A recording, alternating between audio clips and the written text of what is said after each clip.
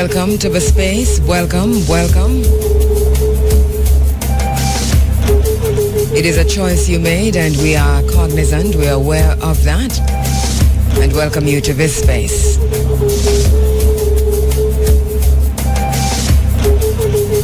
This is an African-centered space, a Pan-African place. In this space, we do not apologize for being who we are. We do not regret who we are, and we do not wish to be anybody else but who we are. In this space, we rightfully claim what we are. In this space, we give honor and respect to our ancestors, those who have paved the way for us to follow, those upon whose shoulders we stand. In this space, we honor our obligation, our moral obligation to remember. So thank you so much for joining us in this space. In this space, we do understand that we are Africans, not because we were born in Africa. We are Africans because Africa was born in us. We are aware of what that means, and so the reclamation process for us includes reclaiming our God, include reclaiming our culture, our religion, our spirituality, our ancestors, our poetry, our science. The reclamation process for us includes reclaiming, first and foremost, our identity. And the process of reclaiming our identity includes further that reclamation of our God, that reclamation of our ancestors, that reclamation of our writings, including, of course, when I talk about our writings, including, of course, our biblical writings. And they have become biblical, so we are referring to them as that. So we're talking about writings taken from the papyrus, writings taken from the walls of the tombs and the temples of the homes of our ancestors.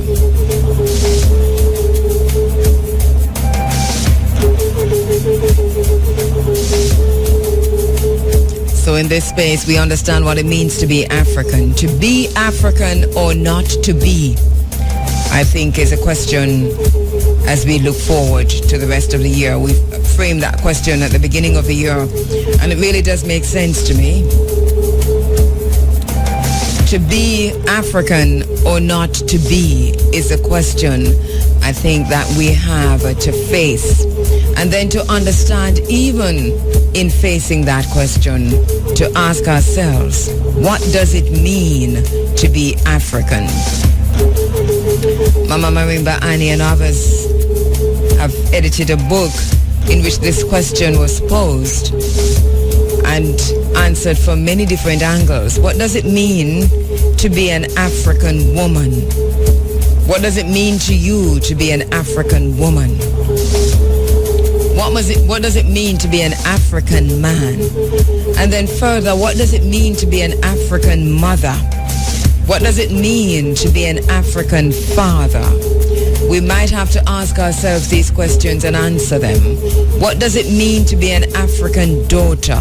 What does it mean to be an African son, an African uncle, an African brother? What does it mean to be African?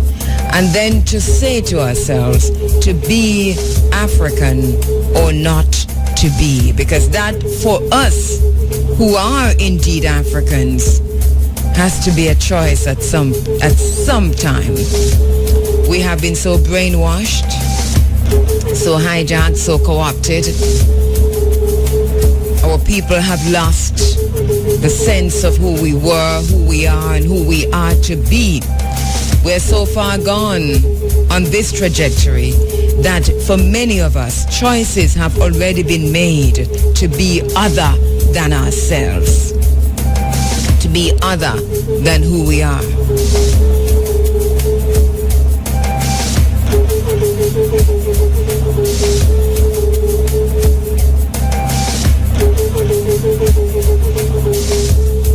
And so the question then becomes, to be or not to be African or not to be.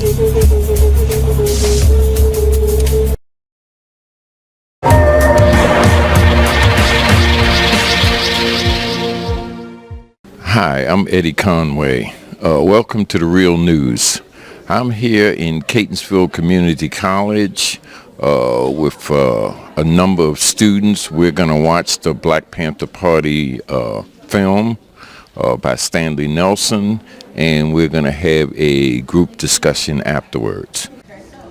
Set our water free. Black is beautiful. Set our water free. Black is beautiful. This is an opportunity to pick the brains of two gentlemen that has been a part of not just the struggle, but things that's been going on here in Baltimore. And this is an opportunity to really engage them in higher thought and the whole world of intellectualism. If somebody has something that they want to talk about in reference to the film or what's currently going on in the black community, Black Lives Matter, or what's happening in particular in Baltimore, in the area where Freddie Gray lived. My question is that, what was it like growing up and being a Black Panther? Like, was it very, very struggle? What? I don't know. Well, I didn't grow up and become a Black Panther. I was in Europe. I was in the Army. I spent my youth in the city, and then I went to Europe, and I came back from Europe and got engaged in what was happening in the black community and looked at all the different organizations and decided that the Black Panther Party was the organization that was trying to address some of our problems. Yes, sir. The conditions then were really bad. The conditions now are worse. How'd you become a Black Panther? It was a conscious decision. I was on my way to Vietnam, and I decided that I needed to be on my way back to America. And so I made a decision to join in the struggle to try to change conditions in the neighborhood. That's very good. How did you guys feel when the riots happened here? Did you feel like, oh my God, this is happening again? Did you feel like, okay, you can't keep picking at people because eventually they're gonna react? And also, after the riots happened, how did you feel the media portrayed it? Two things. One, I spent 44 years in the prison system. And when I went in the prison system in 1970, the reason the Black Panther Party organized was because conditions was really bad. When I got out of prison in 2014, I was shocked. Conditions 10 times worse than they were when I went in the prison system. But the story behind the uprising is that it was manipulated by the city government. They created that to change the narrative. The narrative up to that point was, why was Freddie beaten and end up dead? After that, it was young thugs and hoodlums. They changed that narrative, and that's the narrative that they wanted people around the world to see. When the reality is, a Freddie Gray is beaten across America and Shirley Gray, every 28 hours to death, beaten or killed or hung or something. Hi, I am a psychology professor here, and I need help. I had a student submit a paper yesterday that I graded, a student who lives in the Sandtown neighborhood. And in this paper wrote about how she did not see any issues with the sorts of things that are going on because she felt that people are just not working hard enough to get out of the situation. And I had a very visceral response. I had to actually step back and not grade that paper right away. And I know that I've also had emotional responses and having discussions in class. So I'm wondering, as an educator, how do I deal with that emotion? Because the emotion is meaningful and it's important and we need to acknowledge it. But also as a white woman, not honoring somebody's experience if I don't feel like that experience is what it should be. And I mean, you have to like go beyond your classroom and your students. And what surprised me is out in the Midwest, the so-called red states, you have a enormous amount of poor white people voting against their own self-interest, voting against food stamps, and they use more food stamps than anybody else. It's the educational system in America. We've been bamboozled, as Malcolm X say. And if you and I don't want to point out Fox 45, but if you listen to Fox 45, you are dumber than people that don't listen to news at all. Yeah, about reparations, because what you were saying about going back to the community, rebuilding it, it seems to me that some of the funds that are going to be necessary for doing that are going to have to come from something called reparations. And can you just say what you've learned about it? Because I think we need to know more about it. And I do think that this generation, that may be their cross to bear. You know, it may be that this is just a discussion right now, but it's not a reality and it needs to become a reality. How can it become a reality? Reparations is certainly required. You know, that's certainly the idealistical thing. The fact of the matter is that you cannot pay for robbing, raping, looting, murdering billions of people over the world. America would cease to exist if it even tried to pay that debt. The only thing that we can actually hope for is a new economic arrangement in which will make people's lives better, change the quality of their lives. All groups in this society have received some form of reparation, including Native Americans. And I could go through all of that. Jews received reparations after World War II relative to the Holocaust. I could go globally on that. Reparations will never pay for what occurred to Africans in this country or around the world, because enslavement was an enterprise that lasted for 400 years globally in this world. It's the largest, you know, when people try to say, well, there's always been slavery, there's never been European chattel slavery. There's nothing to compare to it. Club. My question is directed to the gentleman who spent the 4 decades in prison. How do you come out of prison and feel that you see all these different events has happened since you left? When you left, it was one way. You come out and it's still what you said is worse. How did you contain yourself and understand, like, you know, I'm gonna get out here one day and I can still try to make a change? Because 40 years, when you think of it day one, that seems like a lifetime. And then you're 20 years in and you have 20 more years to go. Like, how did you, I guess I have 2-part question. How did you contain yourself is the first. And the second is, how did you stay, I guess I can say, sane and understand at the end of the day, when you get out, you can still make a change? I never stopped doing the work that I was doing when I was outside, when I went inside. From day one to the day I got out, there was no break. There was a continuation of what I was doing, trying to make life better for people, trying to change conditions that I thought was bad. Okay. And I'm still committed to doing that. I learned that at a young age, like when specifically your black boys, when they're in, my God, elementary school, they will get poached, the parents will get poached, and they'll tell, specifically our black boys, oh, well, you know, your son, he's very disruptive and he's active, so such and such, such and such. I would suggest Adderall or Ritalin. And I had a couple of my male friends that have children, and when the moms put them on Ritalin, they actually, the little bright spirit that you saw in them, the medicine actually numbs that. So you have children that are being approached for prison, which I call a prison plantation, that's all it is. And you drug them up. I'm sorry. It's okay, sis.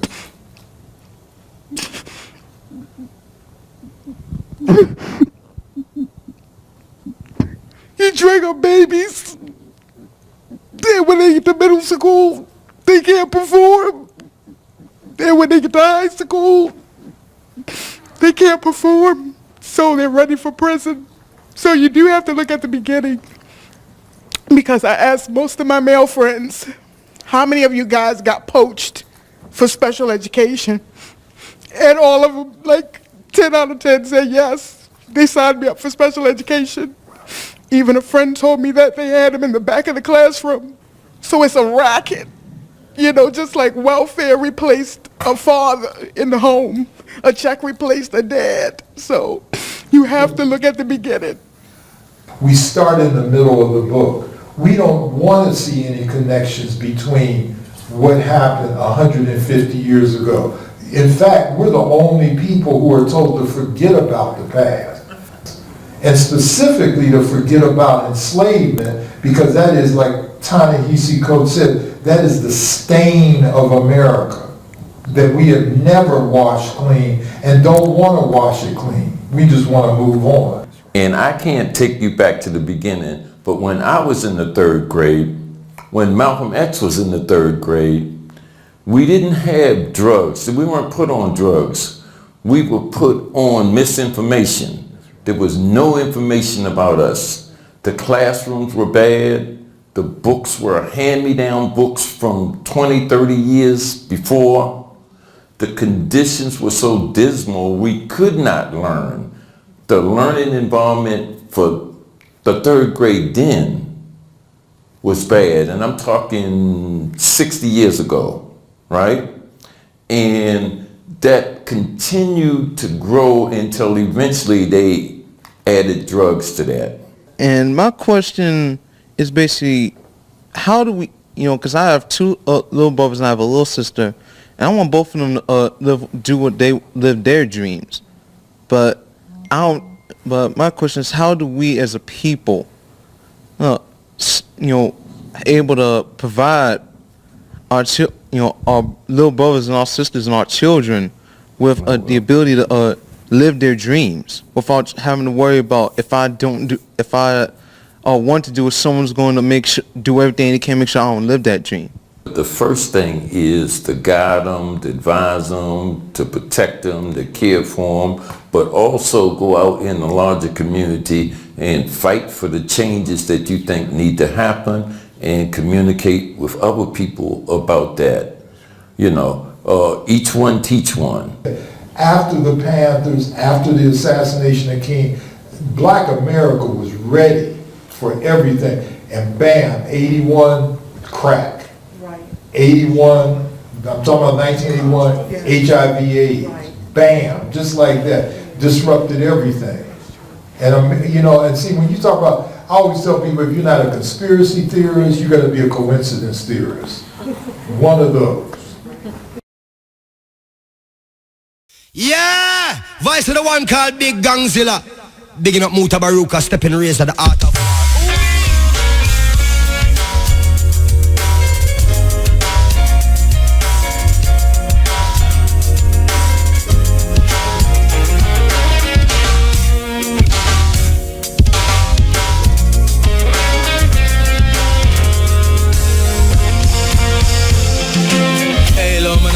Me know you woulda love to see the liquor but well, one thing me want from a liquor than a grow. Me not see for your chant long until it touch my toe. No.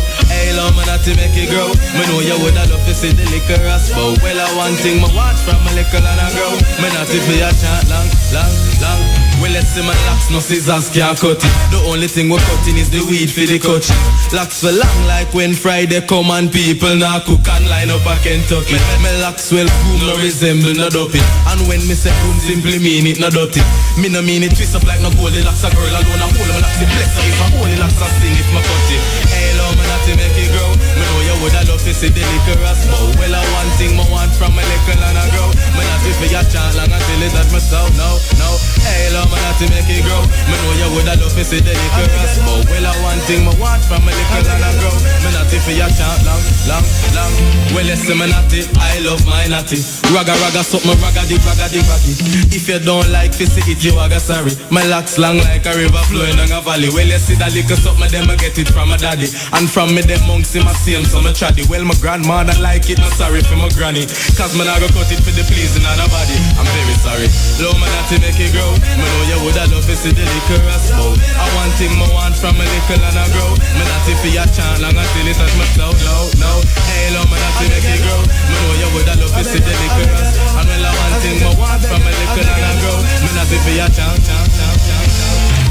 Manatee is a symbol, it's to show that I'm a ras. Me nah go trim because more you know that I'm a ras. No ballet thing, you better know that for a fact. We're not staying here, I don't Ethiopia, we a chad.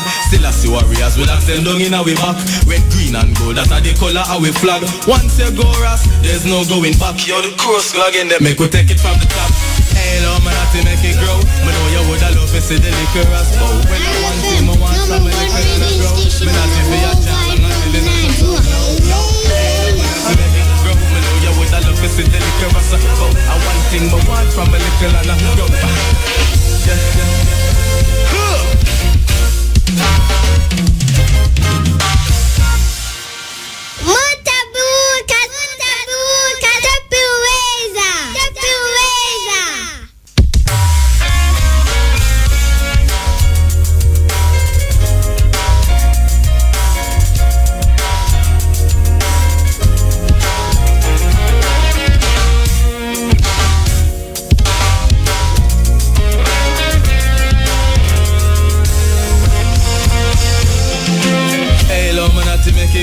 me know you woulda love to see the liquor as bow. Well, I one thing me want from a little and a grow. Me not if you chant long until it touch my toe. No, no. Hey, love, me not to make it grow. Me know you woulda love to see the liquor as bow. Well, I one thing me want from a little and a grow. Me not if you chant long, long, long.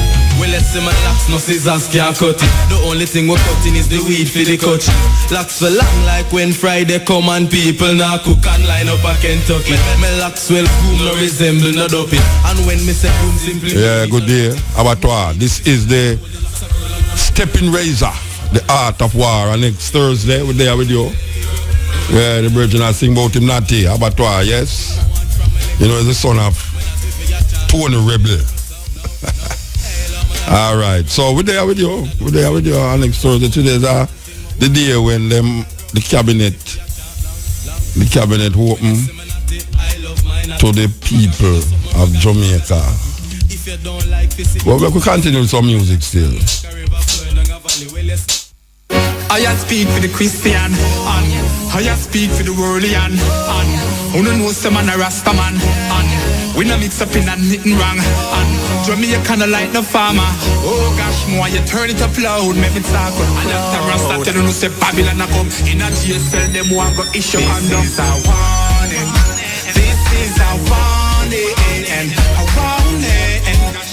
Good morning. You see and bold one go tell Miss Portia similar say if she ever legalize a thing there. Jamaica is going to turn into a war zone. Cause the mother flipping dogs, I'm going to burn it down. They cannot crucify me like Jesus Christ. Can't send me out the man cause see a plate of rice. Corrupted politician would better think twice. This is done from the mountain. Recognize the voice. The people in my bar say the food not been a spice. Oh no, eat off the cake and did not give them a slice. And I tell them straight up they will have to mix up into mess. Else Jamaica cannot have no happiness. This is a warning. This is a warning. A warning. Hey, good morning. You see and bold one go tell Miss Portia similar say if she ever legalize a thing there. Jamaica is going to turn into a war zone. Cause the mother flipping dogs, I'm going to burn it down. Jamaica, them I say she bad in charge. And I say I live, living at large. Ponytail and tail trench down. Step up Marley, say turn the lights down low. Hear me now, August Town. Sizzle as the Rasta man, don't apologize. 2x4 for your brother, can him climb up on the ladder and a look on the next man big guy. This is a warning. This is a warning. A warning. Good morning. You see and bold one got tell Miss Portia similar say if she ever legalize a thing Jamaica is come to turn into a war zone. Call the mother flipping dogs, I'm going to burn it down. One got tell that dry end, one the stare. If you never think it bad, try that thing there. Hold that those people that get run where. Oh God, Rastafari children amazing. Yeah. So never hear the Rastafari fire blazing. The Christian them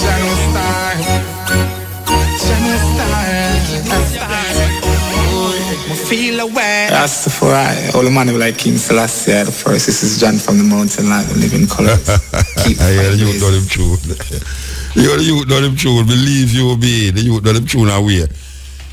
World Health Organization say sexual transmission of Zika virus more common than them think. The World Health Organization says reports from several countries suggest that sexual transmission of the Zika virus is more common than previously thought. After meeting of its emergency committee yesterday, the UN Health Agency also said there is increasing evidence that a spike in disturbing birth defects is caused by Zika, which is mostly spread by mosquito bites. Director General Dr. Margaret Chan said, quote, reports and investigations in several countries strongly suggest that sexual transmission of the virus is more common than previously assumed, unquote. The agency last month said the outbreak in the Americas constitute a global emergency. This is serious, you know, very serious. Sexually transmitted disease. So now apart from them, I tell the people, them say, we'll have baby till maybe a year time. Now them I tell them, say, don't have sex at all. Because you never can tell. The Zika virus, wait there.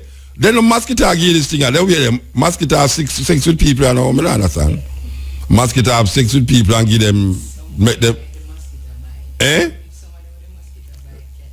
You go and correct me, man. You think me an idiot?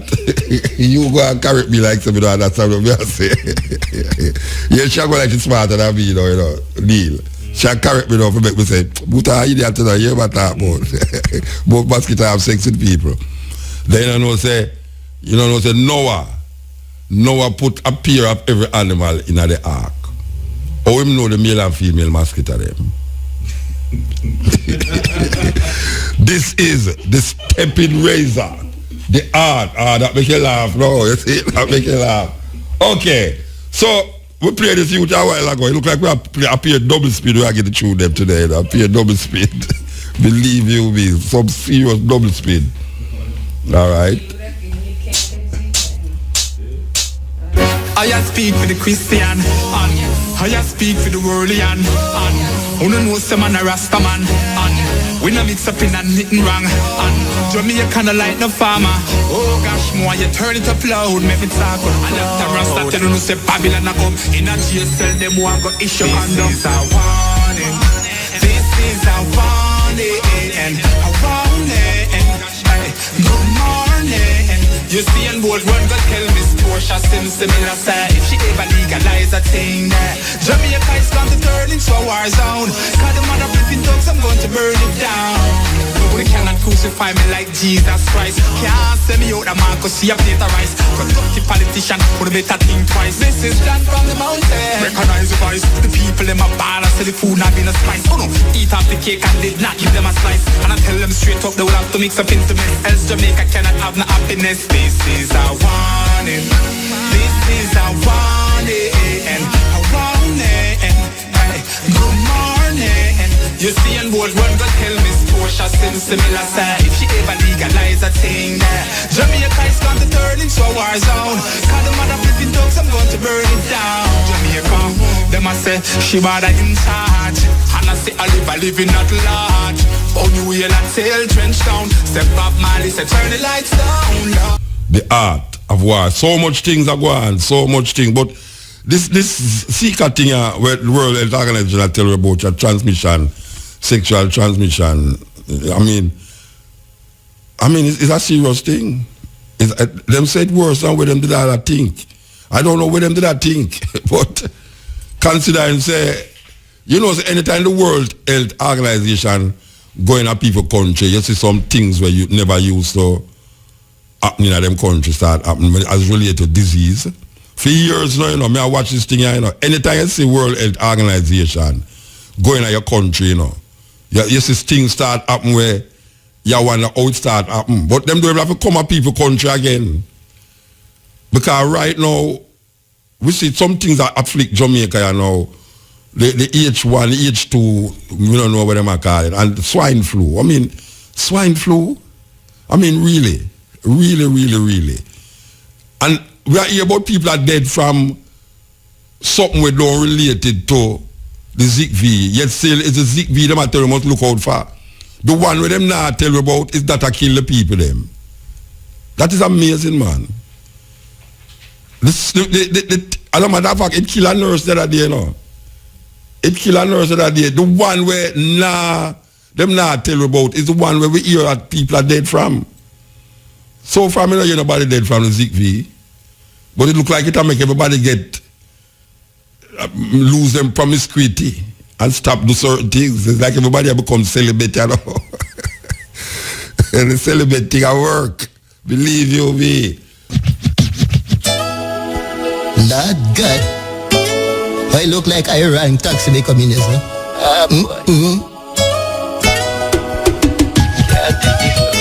Boy, that's a hurt of my sinus.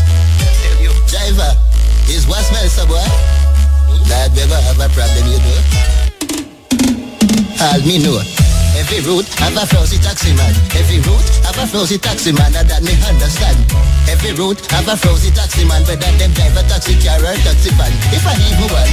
Every route have a flousy taxi man. Every route have a flousy taxi man. Go taxi van. Every route have a flousy taxi man, whether them drive a taxi car or taxi van. What you say? If me afraid fi take taxi, Lord God, people nobody ask me. Me take a taxi, sit back and I relax and descend from the driver. I'ma hold me hand up. R.E.F.M. Thought-provoking, always smoking. Lyrics like a bazooka. You are listening to Muta Baruka. Lord God, I look like I ran taxi be communism.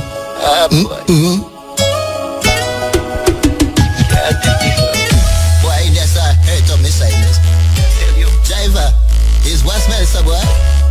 Lord, we ever have a problem, you know? All me know. Every route have a flousy taxi man. Every route have a flousy taxi man, and that me understand. Every route have a flousy taxi man, whether them drive a taxi car or taxi van. If I even one. Every route have a flousy taxi man. Every route have a flousy taxi man. Go taxi van. Every route have a flousy taxi man, whether them drive a taxi car or taxi van. What you say? If me afraid fi take taxi, Lord God, people nobody ask me.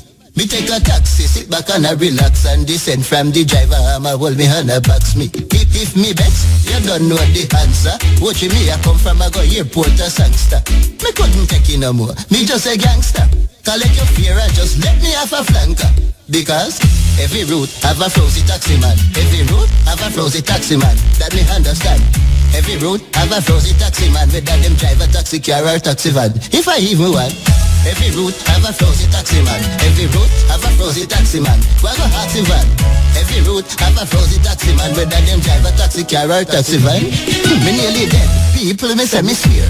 Cause me sit down right behind the driver chair. So every corner where he make every gear, me feel like me nose want disappear.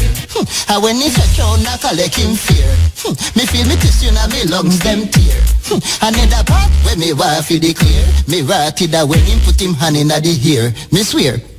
Every route have a flousy taxi man. Every route have a flousy taxi man. That me understand. Every route have a flousy taxi man, whether them drive a taxi car or taxi van. If I even want. Every route have a flousy taxi man. Every route have a flousy taxi man. Go taxi van. route have a frozen taxi man, whether them drive a taxi car or taxi van. What you say? If me afraid fit it. No, you know, say all a man you know. Hey, taxi man, you see anytime when you see that man ya, when you don't put him in on the taxi, you know, Regine. Because I don't know if people have nothing to go do. No, all a man like that, I mean, I put him in a taxi. I mean, I put him in a taxi, him walk everywhere. You can't hear just all a man to go be a man, you know. Believe you me. It's a serious thing. It's funny. It's funny though. It's funny. I look like I ran taxi they come in, yes, no?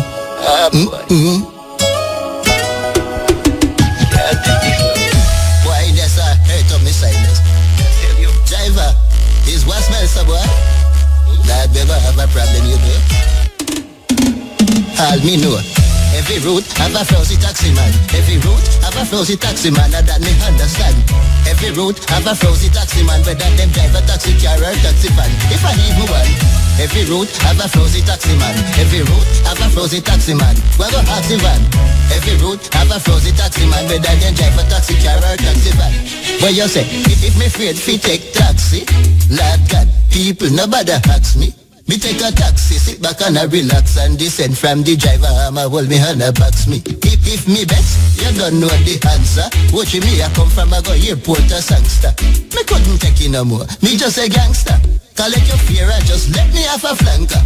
Because every route have a flousy taxi man. Every route have a flousy taxi man. That me understand. Every route have a flousy taxi man, whether them drive a taxi car or taxi van. If I even want. Every route have a flousy taxi man. Every route have a flousy taxi man. We go taxi van. Every route have a flousy taxi man, whether them drive a taxi car or taxi van. Me nearly dead. People me say me swear. Cause me sit down right behind the driver chair. So every corner where he make every gear, me feel like me nose boy disappear. And when he fetch on I collect him fear. Me feel me tissue na me lungs them tear. And in the part where me wife declare, me ratted that when him put him hand in the ear. Me swear. Every route have a flousy taxi man. Every route have a flousy taxi man. That me understand. Every route have a flousy taxi man, whether them drive a taxi car or taxi van. If I even one. Every route have a flousy taxi man. Every route have a flousy taxi man. What go taxi van? Every route have a flousy taxi man, whether them drive a taxi car or taxi van. What you say? If me afraid fi take taxi, Lord God, people nobody ask me. Me take a taxi, sit back and I relax and descend from the driver have a hold me hand and box me. If me best, you don't know the answer. Watch me, I come from a go airport a sangster. Me couldn't take it no more, me just a gangster. Collect your fear and just let me have a flanker. Because every route have a flousy taxi man. Every route have a flousy taxi man. That me understand. Every route have a flousy taxi man. They don't drive a taxi car. No, all a man, you know, me nobody carry no taxi. Hey man, to go be a man. Look out for that old man here. Make him walk everywhere I go. Believe you me. Sun hot, rain a fall, make him walk where I go. Alright. Steppn Razor. Today, them open the cabinet again. Parliament. Them open Parliament again with the cabinet ministers. You know, say, we see Portia talk. It's a long time. I don't see she talk publicly from that statement about do I look like a loser is the first. I see she talk again and she looks so beautiful on the television, you know. Believe you me, Portia Simpson Miller, man, very beautiful, and especially like how we know our age. I hope she continue running, because the other day she's been running everywhere. She's running from reporters, running upstairs, downstairs, and in the ladies' chamber. She has been running. So we hope that she keep up that exercise. Don't make them get you out. Just keep up your exercise, because, you know, say, even though you have some people in your own party would want to see the back of you. The other day I was saying a little nursery rhyme. We want to say that nursery rhyme again. Two little blackbirds sat on the wall, one named Peter and one named Paul. Fly away, Peter, fly away, Paul. Come back, Peter, come back, Paul. Let who have ears to hear, let him hear. But you know, say, it's really some serious thing a go on, and some serious thing going in the Jamaican politics. But me still ask the question I asked last night, you know. Why is it that government spends so much money in an electoral office to redesign, modernize the electoral system, and dead people still voting? I don't care if the people them who vote dead might not make any difference to the outcome of the election, but in a just and fair society, as we claim and want to believe, that we spend millions and billions of dollars on the electoral system, you're not supposed to have dead people a vote. You're not supposed to have people who live a fire and door if you know say Portia Simpson Miller was the Prime Minister of Jamaica a vote. Them they are firing how much years now. How the hell that is something that we can't get rid of? Dead people voting. Maybe we have to get Trump down here, you know. Maybe we have to get Trump down here, Rasta. Believe you me. Yes, this is the Steppn Razor. You know, I hear these people are talking at the house, you know, the parliamentarian them, but I want this government to know, say, and them know too, you know, it's just that the whole of them are friend, that I don't know how so much politicians have so much land nowadays, because I thought the land was mostly like acquired by the Chinese in lieu of work that they are doing. But I get to find out that a lot of politicians own enough land in Jamaica. But guess the point is not that them own the land now, you know. Because everybody talk about taxes and them need money to do this. Why is it that a lot of these landowners in the House of Representatives not paying any land tax? A whole heap of ministers on both sides of the house, them not paying them land tax. So I don't know if the new government is going to make sure that these delinquent parliamentarians pay them land tax instead of pressure poor people all the while about some little fool something. Some little things where sometimes they don't make no difference to the scheme of the taxes where them supposed to have used to pay water and road, fix road and them something there. It can't be that we're good for the goose, not good for the gander. It can't be that you pressure the little man round the corner with a little 1 acre, 2 acre land with a house. And you have to pay your taxes now. And you have politicians where you know them. You know who are who in the house not paying them land tax. So them need to get that straight. Just like how you know so you have ministers, well I shouldn't say ministers now, because ministers sound like minister of government. You have parliamentarians who, as a matter of fact, you know, you have one parliamentarian inside a parliament what them call 10%. It think a joke we make, you know. To a muta talking it so like joke, you know. I'll tell you something.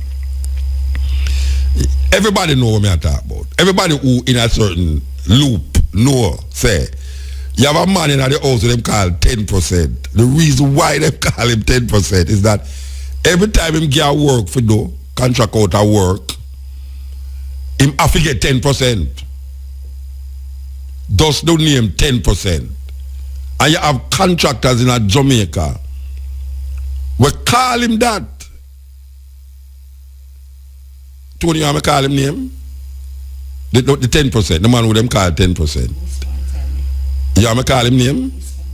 Whisper and tell you. No, sir, I don't know whispering with you, you know. Believe you me. But really and truly, you know, in the circles, them call him 10% because every time him give out a contract, him take 10% of the spoils. I don't understand how them things they continue to go on. And them are pressure poor people.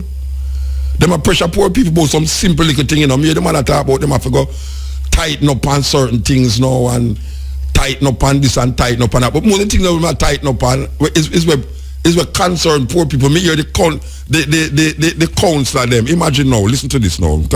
Make I find the article here. The parish councils councillors want a share of fees relating to planting and sale of marijuana. Imagine this now. The parish council, them, you know, I say, look, you know, we have to get something out of this ganja thing, you know. The islands parish councils want to be able to make regulations that will enable them to earn fees from commercial activities relating to ganja. The parish council, them, you know. Now, if the parish council, them, I try to dig into the ganja situation now, warm to the little taxes we have floated around the place where them same one in the house not paying and nobody not trouble them because the whole of them are friend. People are give out contract to people when they bid for the contract but because them own construction firm and construction company, them can go around the corner, side bend the thing and get the contract without any bidding go on for who go and go get the contract. Their owner get no contract and contract this and contract that.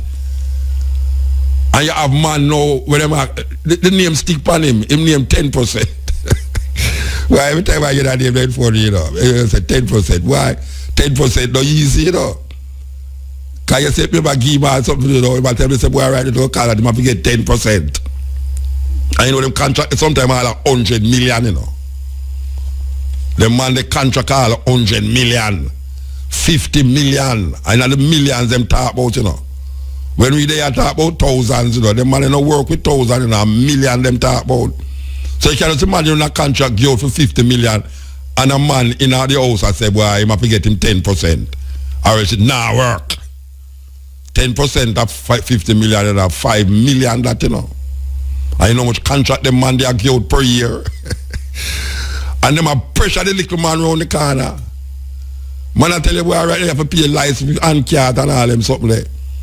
Man I tell you, boy, right there you have to pay license and card and all them something there.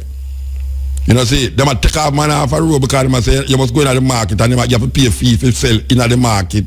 Me not say enough to pay for selling in the market, you know. Me not say them mustn't lay down and stipulate certain laws to regulate certain things. But you have to start from the people them who claim that them a make laws and I broke the law.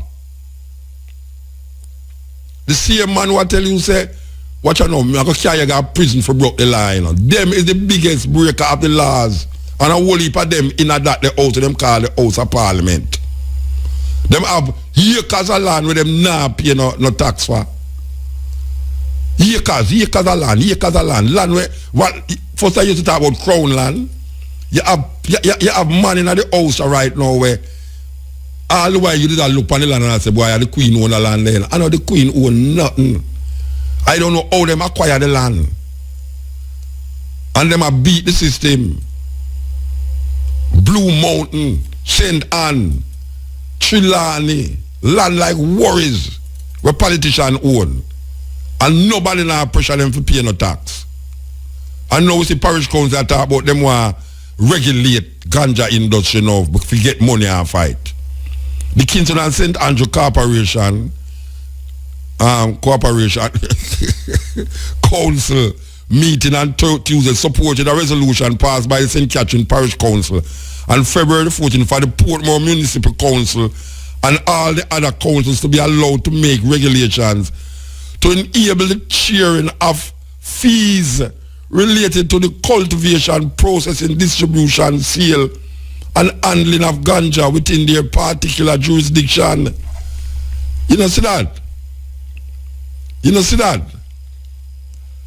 Me not say them not to do it, you know. Me not say them not to do it because it's a way now to help the constituency as a way to help the community. So be it. But as me I say, you can't keep and make stipulation upon the normal person upon the road. Like man say man a thief light and them just draw down light. Yet you have big companies in a Jamaica where a thief light. Big company. I can't forget the time when a brethren of mine rent a place. Him start a business and him rent a place and him go to GPS for get him meter set up and him thing there. And the GPS man look at him and say, boy, Rasta man, you know, say you alone up your light bill and that. You say, you know, you alone that pay light bill at a complex, yeah? And guess what? All of the people in the complex, you know, are some people where you see them out drive, you know, believe you me, you don't want to quint to nobody, you know, before them tell you say your name Gail. It's a serious thing. So when we really look on it now, if you really want to be fair, and we are talking about the present government as of now, if you don't want to be what you call fair to the masses of Jamaican people, you have to start look into and investigate on yourself and your colleagues them in the house, because you have some big time thief in the house of representative where I get away with it, even though people know say them a do certain things, but them turn a blind and now you tell people must inform on them neighbor. If you see a crime going on in here, please inform. If you see a strange man in your community, inform on him. You see strange things are going on amongst your colleagues them. And because your colleagues them and you are drink coffee and tea and sip wine and I look the same woman and all them something like. You turn a blind eye from it and a pressure poor people. You must stop it. If you don't make law, you first must make sure the law is enforced by upholding the law. You can't tell me if you go uphold law where you make, or when me look at you, you don't break the law. Because I'm going to say what kind of injustice that are going on in the society. You must pay on the land tax. Pay on the land tax. Because you have acres of land. I mean, I talk about no 10 acres, 20 acres too. Yes. You have whole heap of people in the house who have hundreds of acres of land. And them not paying no land tax or fight. So I don't know if this present government, you know, are going to look into it. But I don't know, you can investigate yourself, Neil. Sir, I don't know if you can investigate yourself, you know, because it's not from one side this thing are going on, you know, it's both sides of the house, you know. It's both sides of the house this thing are going on. Both sides of the house. You have to clean up your house first before you can go over next man and go try clean it up, you know. Yeah, you have to get rid of the dirty water and the ZV, the Aedes aegypti mosquito out of your yard. And then you can't really help the man next door. You understand? That's why when you're in a plane, them say, put on the thing by yourself first. And then you can help the next person. Everybody who take plane regular knows that when they get the thing, them say, strap down yourself first. Put on the mask by your face first before you can help the next man. That's what we are talking about now. We are saying, if you make the law and you break the law, don't feel say, the little man down the level is so now go broke the law. Even them never see you broke the law, you know, but him know say you make the law. And him might say, but oh, him make the law. And him have acres of land and now pay no tax on the land. And me have one little land around the corner that's no man I tell you, say, boy, you must pay your land tax tonight, so you go take away the house from you with the land. You go take away the land and all this foolishness. A man will have hundreds of acres. We can't help to balance budget and them thing there. You know, come down upon him. Terrible thing we live in now. Terrible thing. Terrible thing. Yes, me I tell you, me just I tell Neil, so I've got to make a tune name, Mr. 10%. Mr. 10%, man. Trust me, believe, hey, politician are easy in Jamaica, you know. Believe you me. Speaking of politician, by the way. Now, me no business with a man I say, no. You say Babsy Grange is a real minister of culture. She know, she have a grounding with the musician them, the artists them. She done in the business long time, from Shabbat days and all them something like. Me not have no problem with Babsy Grange being the Minister of Culture. Last year we go to Africa. She was responsible about 60 away. I travel go to Ivory Coast. Now, but here now, Mrs. Grange. I want to talk to Mrs. Grange about certain things, and I'm going to say it publicly first, and then maybe one at a time, I'm going to sit down with her and say, oh, we can work it out, because I don't know Me hear about Jaria, me hear about Java, me hear about the music, what them call it, Jamaica Music Association, all of them people there. And years, we are talking about certain things. I will not say no move and make towards it. I don't know if move and make towards it, but I not see no move and make towards it. So now them have a change in government, and we say Babsy Grange is back in the Ministry of Culture. So we're going to give way for the special part draw, which is up next. So we're going to just play a tune and then come forward, and then me want to talk to Babsy Grange publicly, but then as I say, I'm going to talk to her because I talk to her all the while. I say last year, with their Africa right through and have fun and all them something there. Believe you be, we're going to meet the Prime Minister of Ivory Coast, sit down with him, talk with him and all these things. So, me know so she will listen. Whether she will do something is a different thing, but we know she will listen. And if them don't know, me going to find some Chinese people for talk to. Chinese people. Because right now, we have to go learn Chinese language. And you see some little Chinese baby I walk around the place. Half black, half white. Half Chinese. You understand? Because Jamaica got overrun by Chinese, so we have to prepare for the Chinese. We have an interview line up here. I was speaking of mosquito, but we want to come back to all right, we're going to come back to the Minister of Culture, or the Ministry of Culture, headed by now the new government here, Babsy Grange. I know say she's very knowledgeable of the inner workings of the music industry and culture in general, you see, because she has been there and done that. And once again, she's at the end of this thing. But them have a thing named Operation Mosquito Search and Destroy. That sounds like it's a war now, you know. A war against the mosquito, you know. Operation Mosquito Search and Destroy. You can't believe that? The discipline of medical etymology is focused on the insects and arthropods, the diseases they transmit and their impact on human health. Operation Mosquito Search and Destroy is an initiative by the Ministry of Health and by extension the parish of St. Anne. Now we just talk about how we are look out for the Aegypti mosquito, where them say I go bring on the ZIKV, where the World Health Organization just tell me say the sexual transmission of this disease is worse than the thing. But in Jamaica we say people are dead from something named swine flu. Are they saying mosquito give swine flu? I know mosquito give swine give swine flu. I thought I know swine give swine flu. Why them call it swine flu and not swine? That's why them do it. Them do it all the while. Them call some disease named African disease. I don't know Africa it come from. No.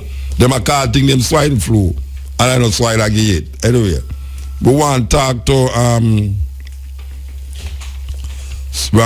Miss Shereen Uncle Jones, medical etymologist. Good afternoon. Good afternoon. How are you? I am okay. I am totally okay. I hear it looks like we're going to wage war against the mosquito now. Search and destroy. Yes. All right. Explain exactly what is really happening now. I mean, this mosquito search and destroy operation. What is supposed to happen different from what has been happening already? All right. You know, the ministry has launched its enhanced vector control program since the confirmation of the Zika case. And our teams, along with partners, have been going out with the message of getting persons to take action as it relates to dealing with the breeding site. The ministry, from its end, has launched its media campaign. Our staff have been out in the communities handing out flyers, looking for the breeding site of the Aedes aegypti, and also treating those containers that cannot be removed from the environment. But we have always said that the main strategy in dealing with the Aedes aegypti mosquito is really getting the community to participate, getting the community, the householder, to take action in looking for and getting rid of these breeding sites.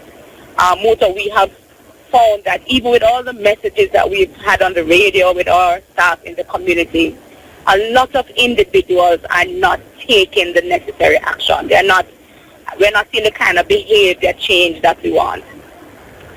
And so against that background, we have launched what we call this Operation Mosquito Search and Destroy, with a view to, again, attempt to communicate to the population the very importance of getting the community on board, getting the individual householder on board to look for and deal with breeding sites that may be in their environment. So it's just an intensifying our efforts in getting the message across that community participation is key in dealing with this mosquito. All right, we see in Cuba and in Brazil where the government is using the soldiers in a similar operation, search and destroy. Is there any plans afoot to call out the military against these ISIL mosquitoes? Well, we do have a multi-sectoral committee that is working on the implementation of the program, and indeed the JDF and the JCF are part of the team, and they have been part of the team that have been going out under this Operation Mosquito Search and Destroy. You mean the soldiers? Yes, and they have been. We have not called out the whole army. Yeah, me know. Okay, but soldiers have been. The last one we had was in St. Catherine on February 20th. Okay. And we had quite a number of soldiers as part of the team going through the community as well. All right, explain how that work in a community when the soldiers them come in there. Them come with gun to shoot the mosquito. How them come? Tell me.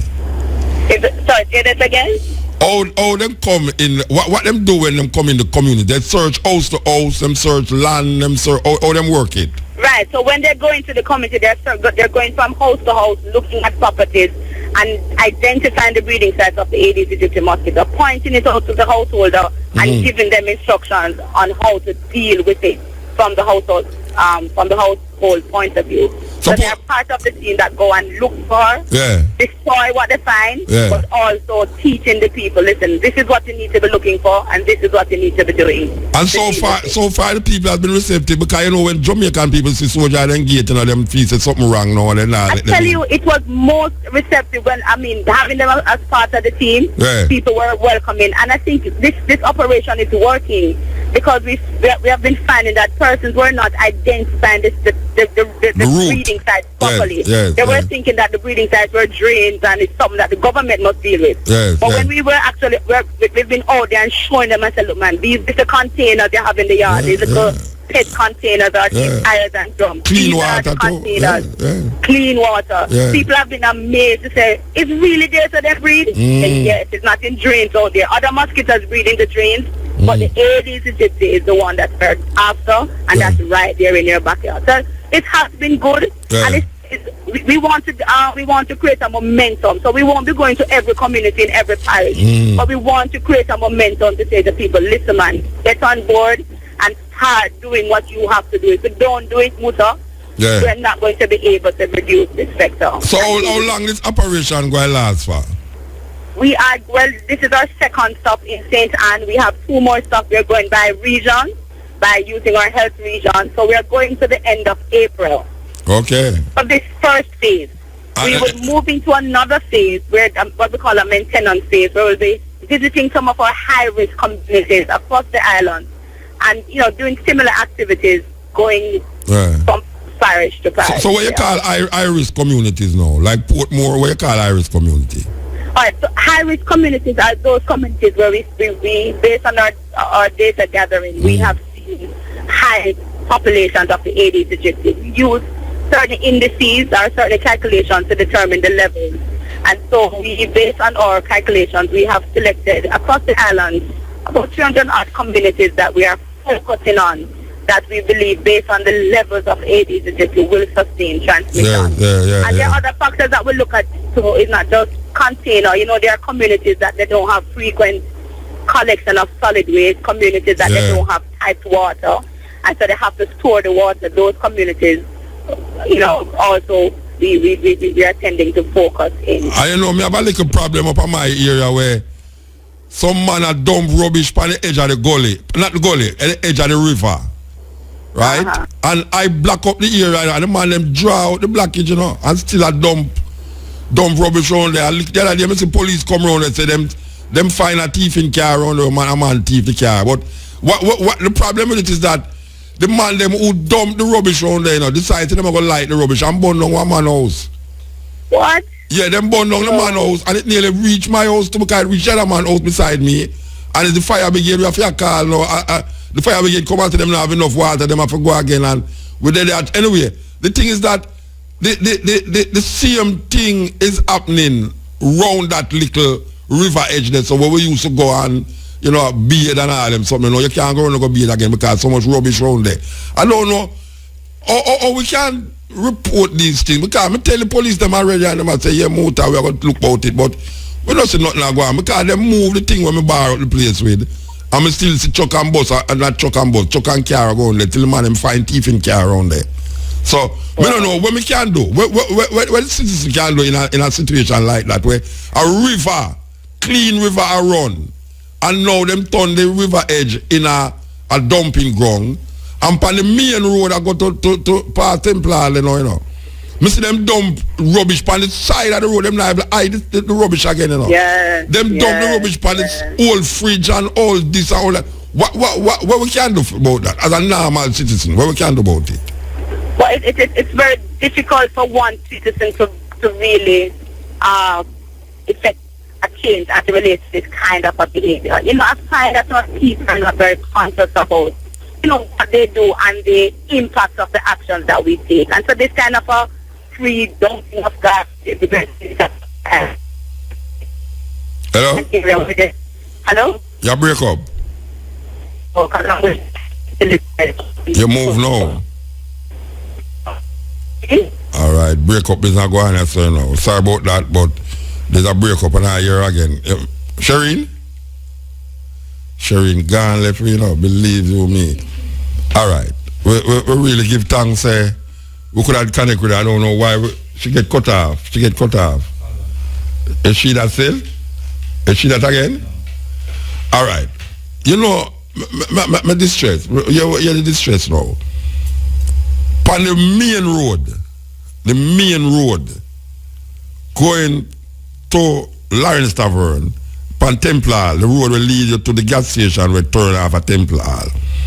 Someone or a group of people is dumping rubbish on the side of the road, on the main road, you know. It's not like them are hide and dump the rubbish, like how them go around the corner there, so go dump the rubbish on the gully bank. Not gully, we keep us a gully, the river bank, you know. Them dump the rubbish on the side of the road where you can't see old fridge, all this, all that, and I say, but wait, how is that happening in a clear sight? Every car, every bus will drive past it, so. And the culprit them keep doing it with no consequence. Can me try my best to block up the thing. I'm see the man them move the thing. I'm say, you know, so I'm going to block it up back again. This time I'm going to block it up and can't move it, you know. Because them draw out the post them and put there, you know. As a matter of fact, when me that do it, a man talk about, no, you can't block up the side and land. I say, land, watch a man. Go round there so the man them light fire around there and burn down the man house. And it nearly catch the other two houses, including my house too. And when you go round there now, appear rubbish round there. Then I day I come down the road, a policeman tell me, say, Muta, you say this strange thing I go on around. I said, no, this what happened. Them find a thief in car around there, trap the car, left the car round there now, where I go gather water, because appear rain a fall at them place there, you know. Rain no stop fall up them area there. St. Mary, rain no stop fall. St. Anna, so now, rain no stop fall. Me no know, me just like I ask her, is she that again? Yeah. All right. Yes, Mama. Shireen? Yes, Mother. Yeah, me I say, you say one person can't do nothing, but tell me something. Right, in terms of, you know, we have to, it's a whole behavior. You know what we need to do? We need to start teaching civics in schools again. It's just a whole behavior change that we need in the population. But what we have been advising persons to do is you see an illegal dumping activity going on in your area, contact your local health department or contact your local solid waste representative. Because their solid waste has been very responsive when we give them information about illegal dumping. They will go and, do the moving. But what we have found, they clean an area and 2 weeks after, it goes back to the same situation. But is that happened to me when me put the barrier there? Somebody go draw out the barrier them and drive back, truck go around there. You know, see, I know me see them a dump it on the main road. The main road, them a dump the rubbish pan on the main road. The main road. We have seen that. And solid waste, we give them a list of areas.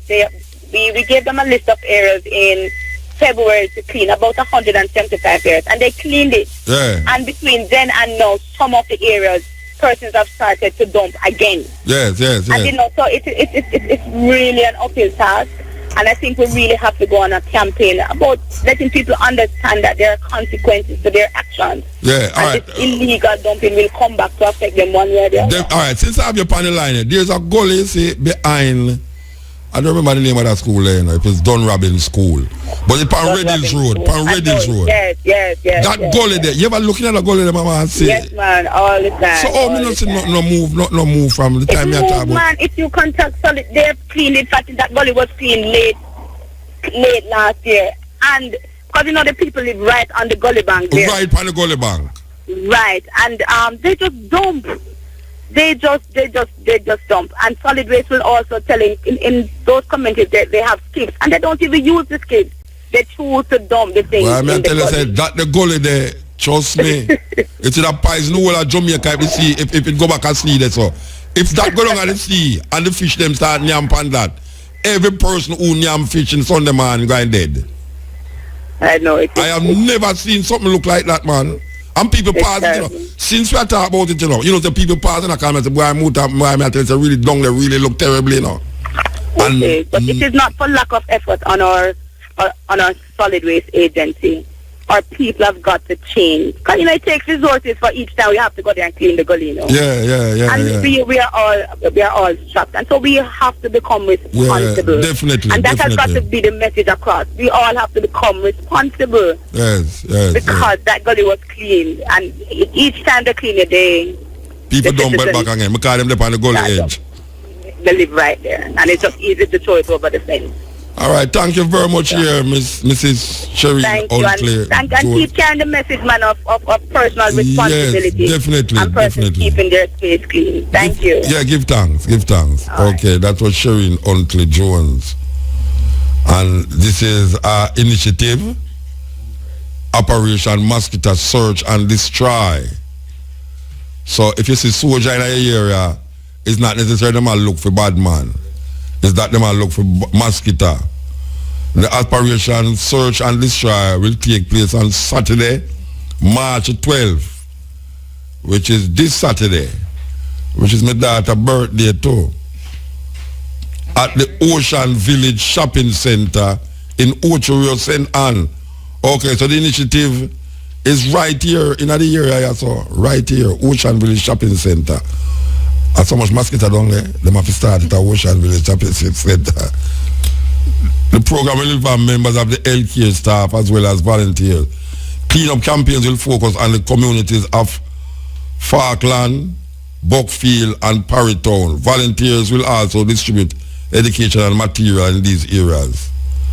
So the Aedes aegypti mosquito is now of particular importance. It transmits not only ZV, but also chicken gonorrhea and dengue viruses. If you want more information, your telephone, contact 317. No? Alright. That's not the telephone contact. That's the people them who we just call, I assume. Okay.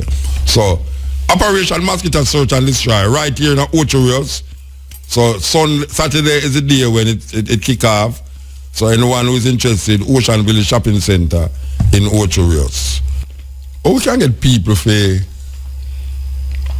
educate themselves into understanding that the garbage where them tie up in this scandal bag and throw over in the gully going to affect them. I don't know. I mean, can you talk about it on the radio? Maybe it reaches some people, but the effect supposed to be wider. Because you realize that them clean up, you see them go over me and talk about them clean it up, well last year them clean it up, but you want to see this year, mama, since me I talk about that something there, and this year me start talk about that gully there, believe you me never in my life see a gully stay that way there yet, never. I mean not exaggerate. Me not exaggerate, Rasta. That place look, I mean, like it's like a second Riverton city in a gully. And it's not a place for dumb rubbish. So how the people them can understand that. The people them are living in the area. How them can understand say, can we like say, Muta, you can't go and run up your whatsoever mouth on the radio, you know. Which part you want to show the rubbish? I tell you. It's a sickening thing, man. Sickening. It's sickening. To know the Jamaican people. You have Jamaican people. We not have no clue about the environment where them living at. And would I do that to Mother Nature, man? They don't think the Mother Nature will turn around back and do you something. That is why when you hear people attack this and attack that, you know, check when a flood come. Why you think that some place flood out? Because somewhere along the line somebody back up something somewhere we're not supposed to have no backup. And the water, you can't stop water, you know, water worse than fire, you know. You can't stop water when water run, you know. And you back up the water, and the water find another way to run. And it run a place where it's not supposed to run. And run come flood out your yard, flood out your house. And then wash away. Because a whole heap of them gully there, if them did clean, a whole heap of the place them were on the gully bank wouldn't did wash away, you know. But I clean them not cleaning and it build up till it becomes so forceful. That the Mother Nature don't say, sure, don't treat me too bad, Rasta. And just move that. Just move that. So, you know, we are pleading to the people them, but maybe our job that we just keep pleading and keep saying the same thing all the while and expect to get a result. So we're going to continue to say it and hope say it don't go upon deaf ears and someone recognize say what you do today to nature when come back and harm you because Mother Nature have a way to protect itself. Just like how the water say, me nah stop, you know. You could have blocked up this a little more, me go and find a next place to run. And more than likely the next place where the water run in a your yard. In your house. And soften up all the rock and make it roll down in your house. And lick up your house and maybe somebody in there dead too. And when you check it, actually you block up somewhere up there so. I never recognize that you block up so the water going to take another syrup and go around the other way and come down by you. We should be more responsible, Rasta. Be more responsible. You can't keep throwing rubbish in the gully and expect that nothing going to happen. Something going to happen. You must not be reactive. You must see something before and know the danger before it happens. Just like how you treat your picnic. Sometimes you see the danger of your picnic and your picnic don't see it, you know. And you can divert and avert the problem you're going to go on because you are going to decide, say, look here, you say if the picnic do that, this is what's going to happen. 1 and 1 equals 2. So you say if you throw rubbish there so, and keep throwing rubbish there so, you see when rain come, and you see when the water flood down the thing, it going to cause problem down the other part of the water, down the other part of the gully, and it going to go in the next place of people out and wash your place. And maybe wash the other person place too. The problem with them sometimes, you know, the man who create the problem is not him feel the problem, you know. Because we used to live a country, you know, man thief people pumpkin. Go sell a market, you know. And the man who plant the pumpkin, he go poison the pumpkin, you know. And it's when the man poison the pumpkin, it's not the man who thief the pumpkin get poison, you know. It's the man who thief the pumpkin go sell the pumpkin in a market, and when somebody buy the pumpkin, him get poison. And that's similar thing with the rubbish too. The man who throw the rubbish sometime, you know, him no feel the effect, you know. It's the man down on the other side. When the river come, when the water come and the river come down and the garbage pack up at one place, the garbage just turn around in a female yard and watch the whole them things, the man mud up his mouse and them things, and people are trying to figure out, right, you know, this can't happen at the government, this and the government, that the government have nothing to do with that. And you put the garbage there. You know, see it? And when I say enough garbage collection that take place, but when you look on the gully them Rasta, well, I don't know. It's terrible. It's terrible. It's really terrible. Consequences must be for people. It's like a person who them young people up on the road and run up and down when they're supposed to be at school. There must be a consequence to the parents against the parents. How come you pick the supposed to be at school and you have him a little so late at night and them thing there? As bad as thing is and a bad as thing one man want to talk about Dudus. Dudus say 8 o'clock everybody for there, every picnic for there in the bed.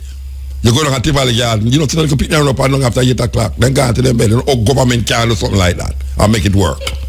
How do this make it work? How do this make them think they work?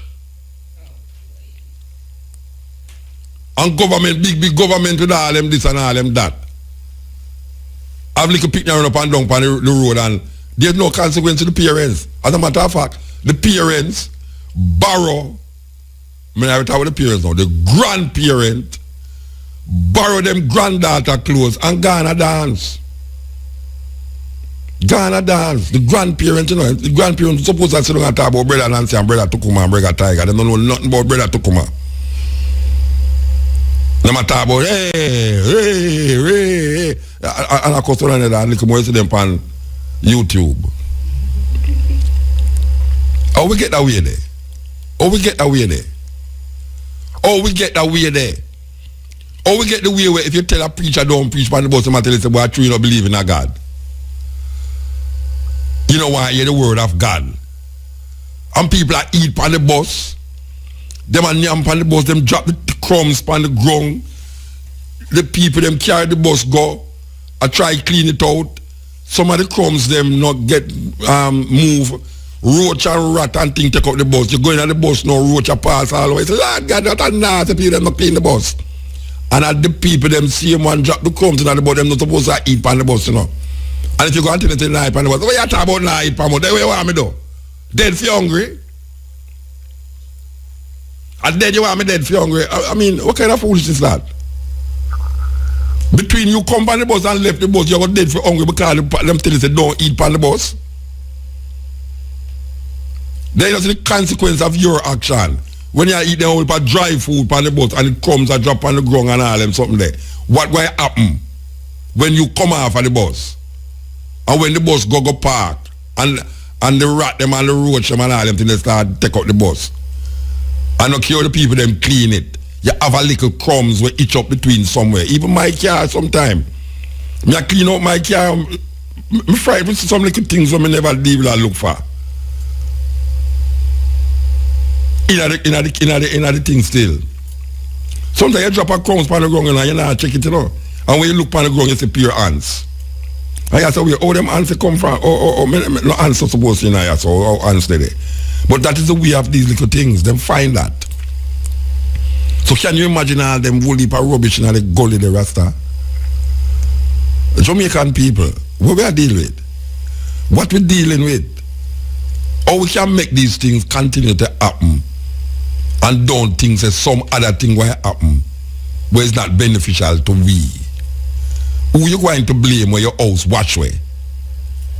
Who you going to blame when the whole heap of garbage run go to the sea and the fish yam the garbage and the fisherman catch the fish, Ghana Greenwich Farm go sell you the fish with the whole heap of mercury and all them thing there, and then you have Sunday dinner with the same nasty fish where the fisherman catch, where eat the rubbish, where you put in the gully to make the fish eat, and then you're sick and you pick the stick and you say, Lord God, I will eat. you can't identify. When you go to the doctor say, I don't know what is happened to this child, you know.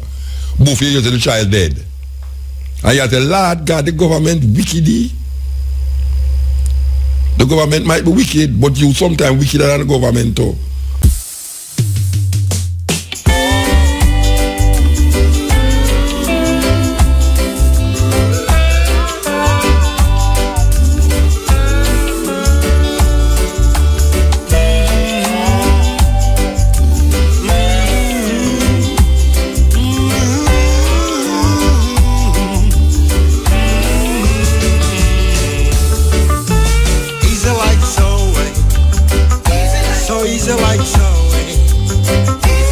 Easy like Zoe, she's so carefree. Easy like Zoe, so easy like Zoe. Easy like Zoe, Lord, what a beauty.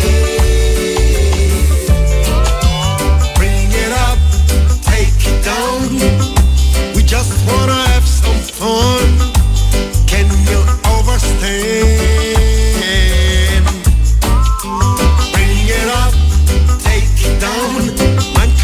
Searching for a sign. So what about the most essential, precious sign of life?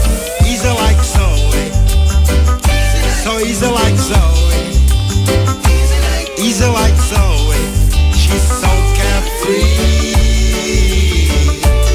Easy like Zoe, so easy like Zoe. So it's about 3 years now, going out to 4 years since we did this program, and from the beginning of this program, we are try bring to the attention of certain things. Now, we look on the landscape of Jamaica and we say sports and music is one of our biggest assets as it relates to the cultural expression of the people. Sports is entertainment, music is entertainment. We say government come and government go, but we see sport take unto itself a certain life in a Jamaica where we see them build a stadium, and the stadium is for sporting activities. We see them build an arena, which is really for sporting activities, but we see a whole heap of expo and things keeping at the activity. We see them build a stadium up at Sligo Hill where all the youths were rotten down and all them thing there. We see them build a stadium in a Trelawney, all them thing there. We see them build a stadium in a Trelawney where hardly any sports keeping there because jazz and blues are the biggest thing keeping there. We see them build a stadium in a the Garrison there. We are talking about Garrison now, we are talking about like along a trench town. We see them build a stadium in a Montego Bay. We see them build a sports center beside the arena. Now, you know where me I go with this? Where me I go with this is that there are more musical activities taking place in Jamaica than sport activities. And I'm not fighting against sports. There is more activities surrounding musical entertainment than sport entertainment. And any time a year, where the thing with the music, Jamaican music, it don't wait for a specific time to push itself out there internationally. But for the 12 months of the year, you will find some artists up on the road a project the Jamaican music. Whether it be January, February in the cold, or whether it be summer in August, July, August, you have artists with dip on the road 12 months of the year. 12 months of the year, the music out there. Sporting events come, I don't know if you have sporting events come every month of the year, but I know you have reggae artists who are out there every month of the year. Not one reggae artist, but the hundreds of reggae artists where you have reggae out there continuously. My contention is this. Why is it that every government where we have don't recognize, say, there need to be a music hall that present. How much time we going to say this, though? How much time we say this thing here? No, we have to say it again. We need a music hall in Jamaica that can present the music in a way that when we artists, I'm not talking about myself at all, when we go even in Africa, when they fight against, when they say, boy, Africa this, Africa that, when we stand up in some hall, music hall, me talk about not even music they behind me now, me stand up and I present my poetry. It's something to be all. Why is it that different ministers and things see it fit that them can build sports center all over Jamaica, but we don't have a place that is designed, just like how them design the stadium them for keep sport. You don't have a place where it's designed to present the music in a proper way. Good quality acoustics, sound, seating, and capacity. Nice lobby, facilities for the artists backstage. I mean, why is it that it's so difficult for one of these ministers or ministry? How them get money for build all these sports centers? Did they get it from the private sector? Are we saying that the private sector don't see the necessity to put some money into a complex, a music complex that can present the music, that even when rain fall, like when you're going at the arena or when you're going at the sports center up near the arena there, even when rain fall, people can still on there and enjoy volleyball. Because right now, Sabina Park to me was just a cricket place, you know. When me a youth and I play cricket, used to play at Sabina. Now everything I play at Sabina. All dance I keep at Sabina now. Dance! Because sometimes Raytown gone in a Sabina. Sometimes them have stage show now. And then put it in a Sabina. Sabina was not made for music. Sabina was made for sporting, especially cricket. None of these complex that you see music are playing, and none of these sporting complex was made for to present the music. Now, Babsy Grange, she a minister of sport too, don't it? So she have the two things them at her fingertip now. Culture, entertainment, sports. Why is it now? I don't know if she understand. I would hope that she understand. Why is it we can't say a trust, a force to really build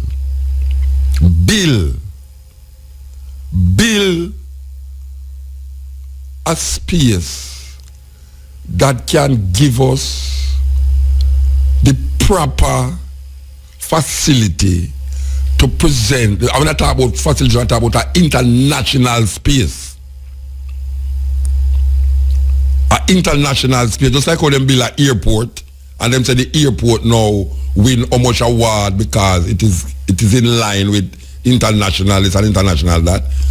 Why can't we build a place to present the music? How the music supposed to present it when? Why when a man go create a show, he have to bring in stage, he have to bring in sound, he have to bring in light, he have to bring in backlight and all them things. What the hell is let them not say that trump up the thing now and make the thing get expensive for a promoter. Where you could have one place where all maybe 3,000-4,000 people a night with good proper lights and sound, with don't move, and you can rent that place and keep what you say you're keeping. where you can move the seat them, draw out the seat them, and you may have standing room, or you put the seat them there, and you have, I don't know. Me I call up on the Ministry of Culture, Ministry of Entertainment and Sport and Gender, for really look into this thing here. Because it's a long time we are called for it. It's a long time we are called for it. It can't be so hard, Rasta. It can't be so difficult.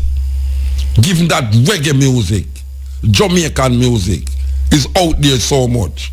And when people come here so, it's not that them don't want to go into a place where the music, like where them call the place up a stadium there.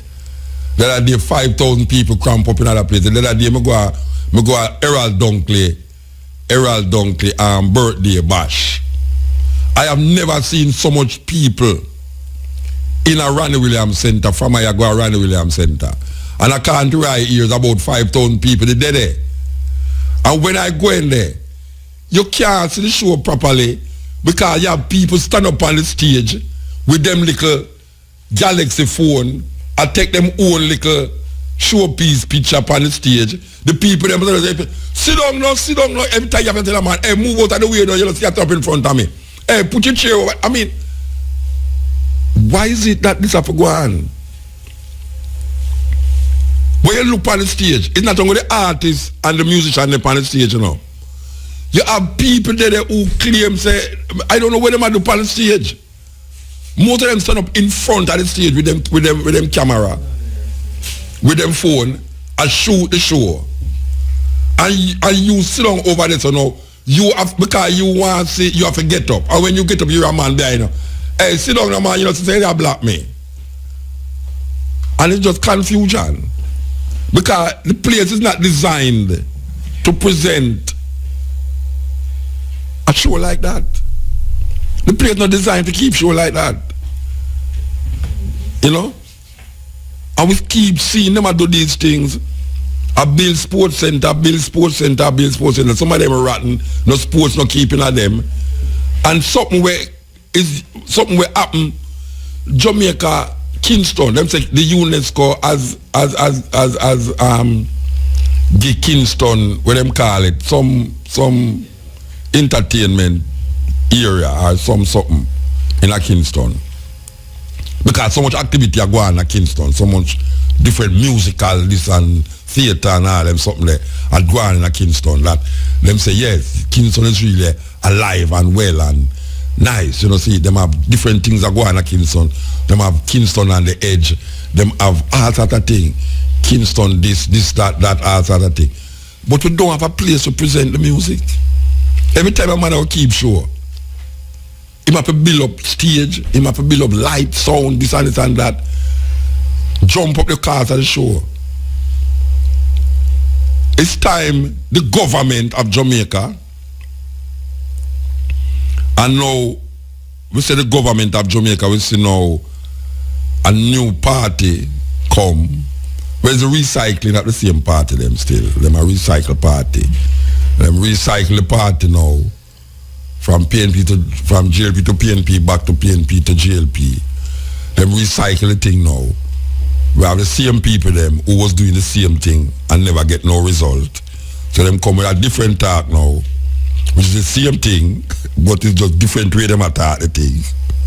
So we expect to get a different result out of the same people them who never get the result in the first place. I tell you, no, Poopa, when my grandmother said, Poopa father, take the case. Believe me, we can't watch out. We need a place to present the music. The music has been so good to us, nationally and internationally, that there's no reason for now say a pair of Bugo Yaga people are dealing with the music. One of the top 5 dead artists, him earnings, him is a Jamaican named Bob Marley, were dead 30 years ago. Usain Bolt alive and him, the dead man, I make the same amount of money than this youth here who is 20 years old, where I make the same amount of money. Anywhere you go, there's nowhere. Because right now there's two names you have out there. Jamaica, Usain Bolt, Bob Marley. But you see Bob Marley, everybody know the music. Everybody know reggae music.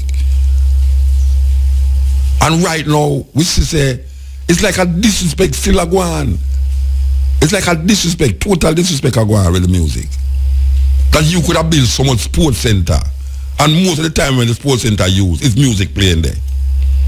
You don't see that a fool. You don't build sports center for keep sports.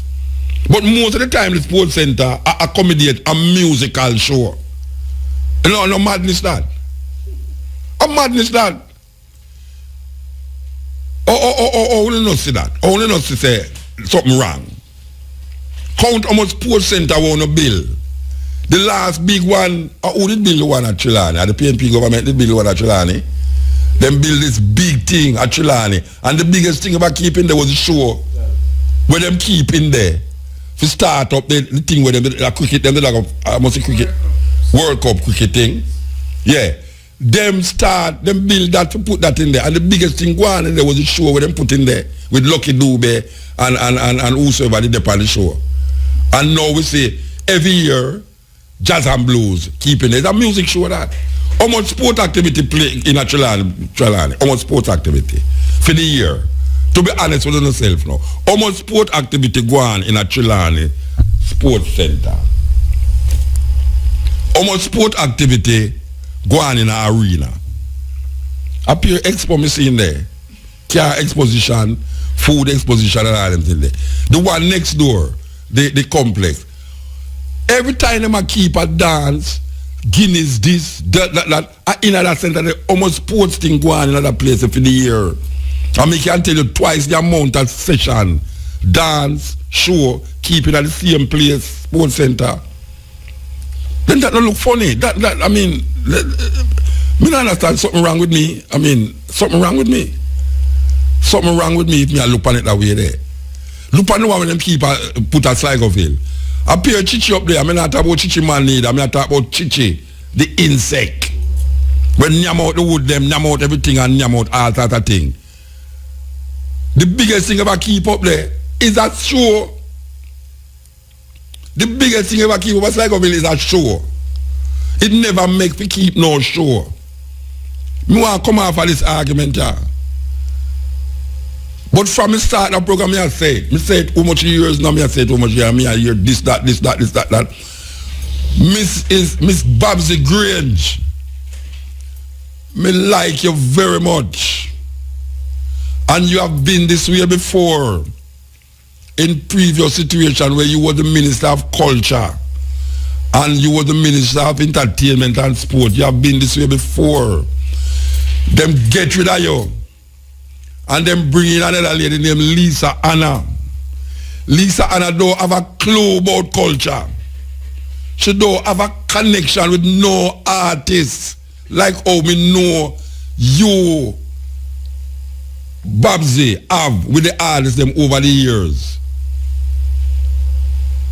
Now we see them recycle Portia again. Not sorry, them recycle Babsy. Babsy is a recycled decimal that keep popping up in the cultural perspective of Jamaica ministry. We need a music hall like Carnegie Hall. We need a hall like Steppn. You know what Steppn in California where them keep all the Grammy and them things. We need something like that in a Jamaica. Go get the Chinaman them for build it. Because the Chinaman them build one Confucius Center up a Hope Garden for Project Confucianism. Me love that. Me love it because I read whole heap of things about Confucius and I understand the philosophy of Confucius.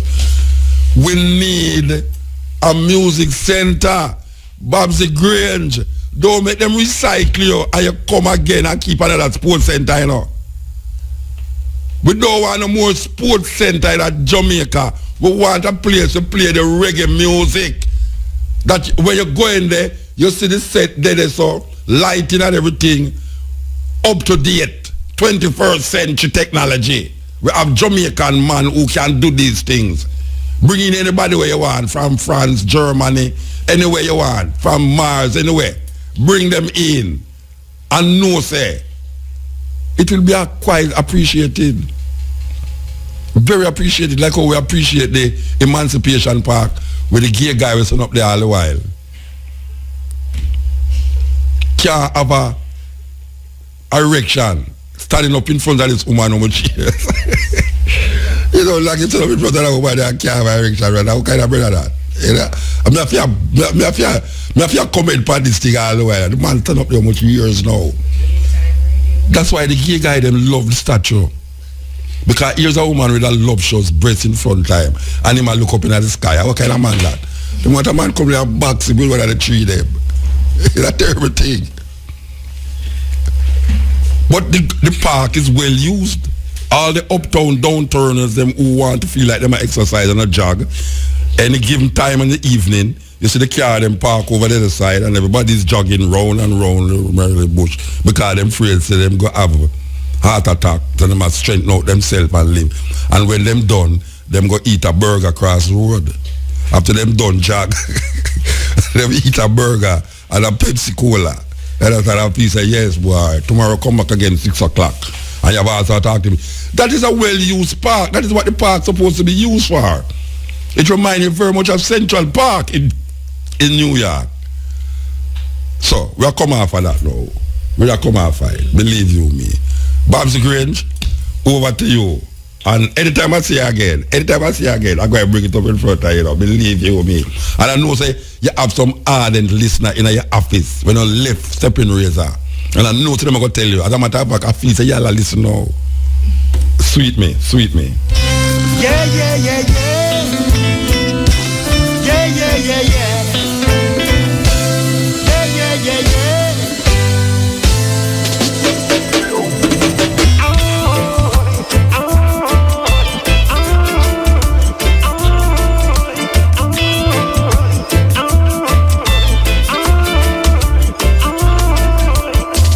Rub-a-dub rocking around the clock. It's a rub-a-dub non-stop. Do the rub-a-dub rocking around the clock. It's a rub-a-dub non-stop. No, I couldn't get you out of my mind. Oh, how I tried. Woman, I tried. No, I couldn't get you out of my heart. Baby, have some mercy, have some mercy. 'Cause each and every day, thy good Lord I pray, illuminate my way. I don't wanna go astray. I said each and every night, as the moon shines, yes. And after the sun is gone, there's so much blues in the night. No, I couldn't get you out of my mind. Oh, how I tried, man, I tried. No, I couldn't get you out of my heart. Baby, I know it's true believers.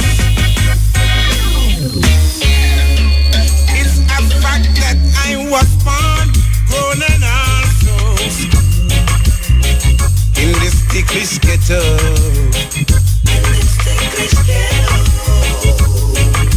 And no one can push I around, not to know, not to dreadlocks, no, 'cause I know the rules.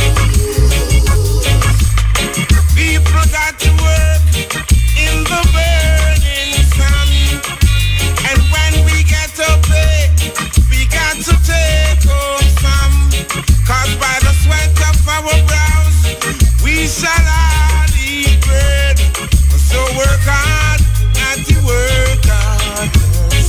Not to work hard, yes, till Jah come.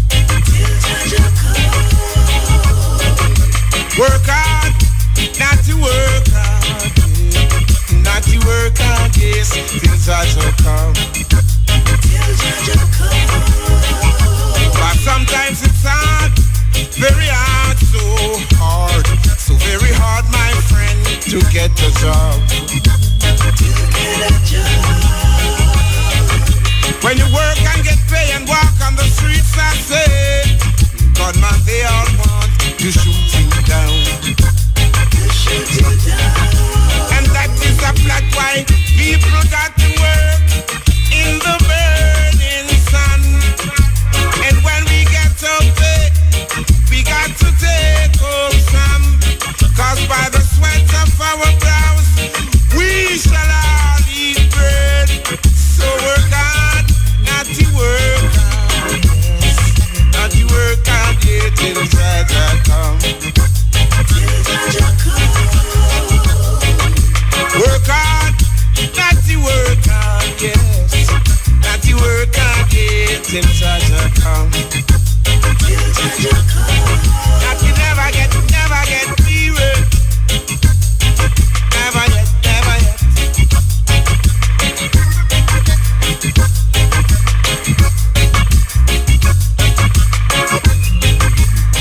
Oh, no, no, no. Not to never yet, never get weary.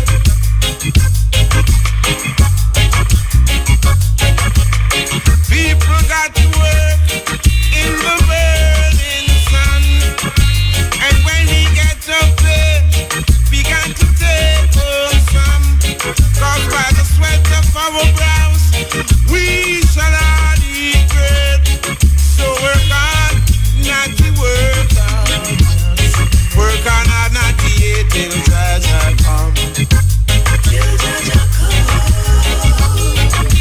Work hard, not to work hard, yes. Not to work hard, yeah, till Jaja come. Hola. Bentos and the rebel again.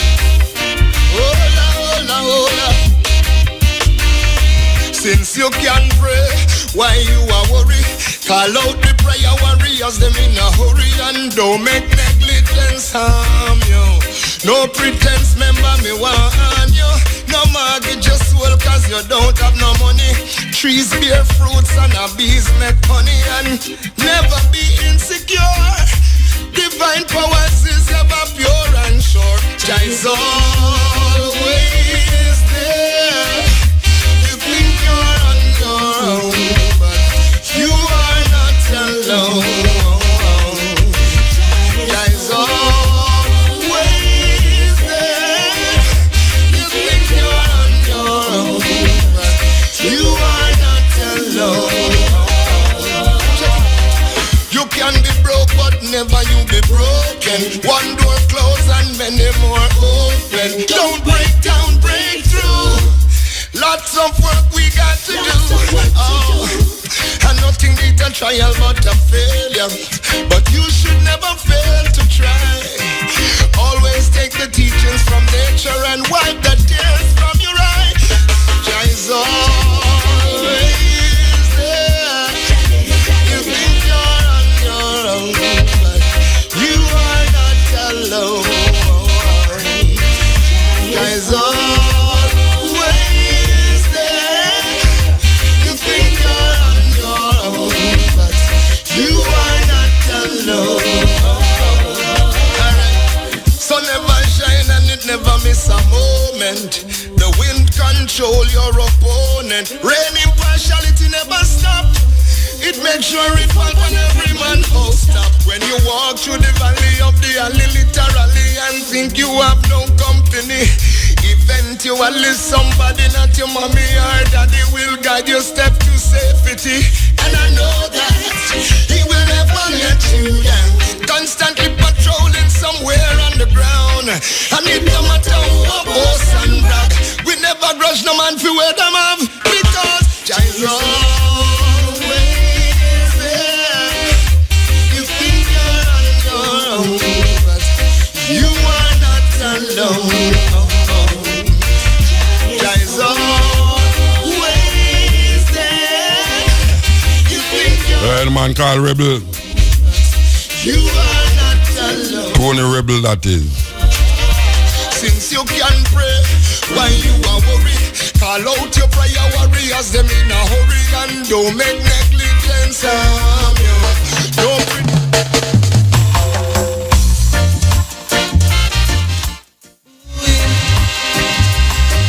Yeah, this is the son of Gregory Isaacs.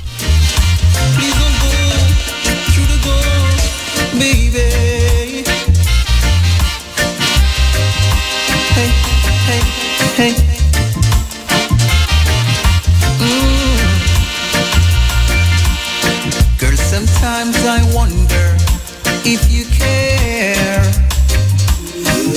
Sometimes I wonder if you still love me. 'Cause every day I heard you say that you're going home to your mama. And last night I heard you cry, saying you can't take it much longer.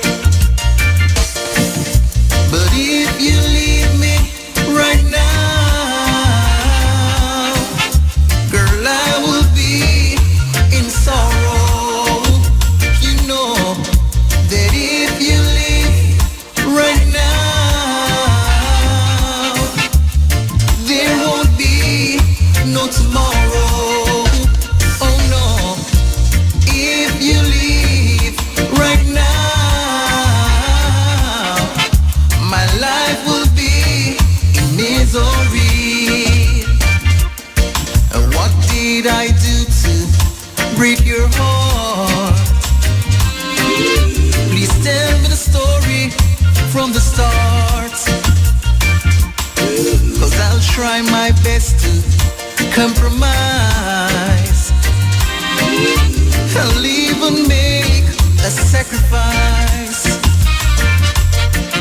So please don't leave me all alone. Don't go, girl, please don't leave me on my own. 'Cause girl, see if you leave me right now, Yeah, man, may I tell you, man. be in sorrow. You know, we start the program with the son of Tony Rebel. I will play the father, Rebel. Now we will play the son of Gregory Isaac. There won't be no tomorrow.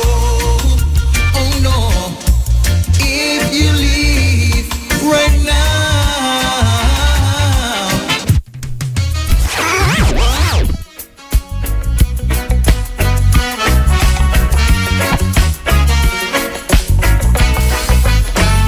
Again and again. Again and again. A group called Lincoln Chain. Remember that group there, Lincoln Chain? A brand new music them, I know, Lincoln Chain. Again and again.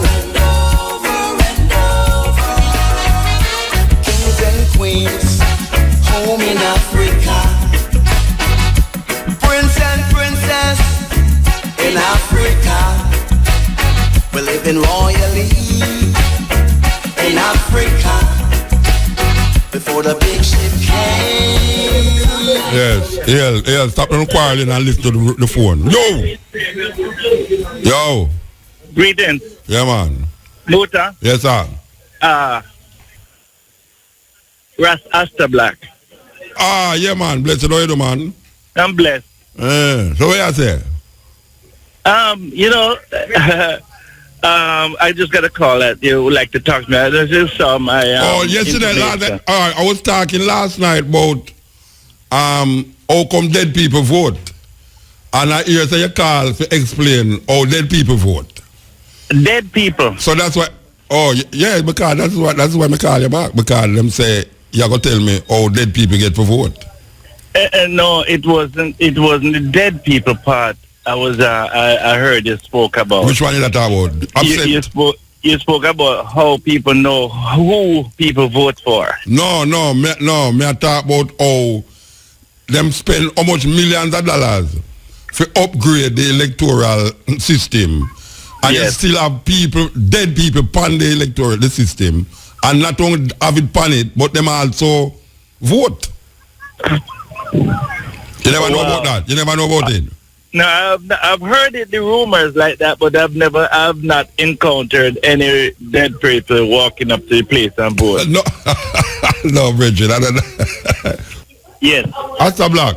Yeah. Yeah, we talked to you a while ago. And when I say dead man have voted, I mean the dead man come out of the coffin and go at the polling station and go vote. I mean say you have people voting. No, wait. You have people on the voting list. Yes. Who has died, but them names still up on the voting list.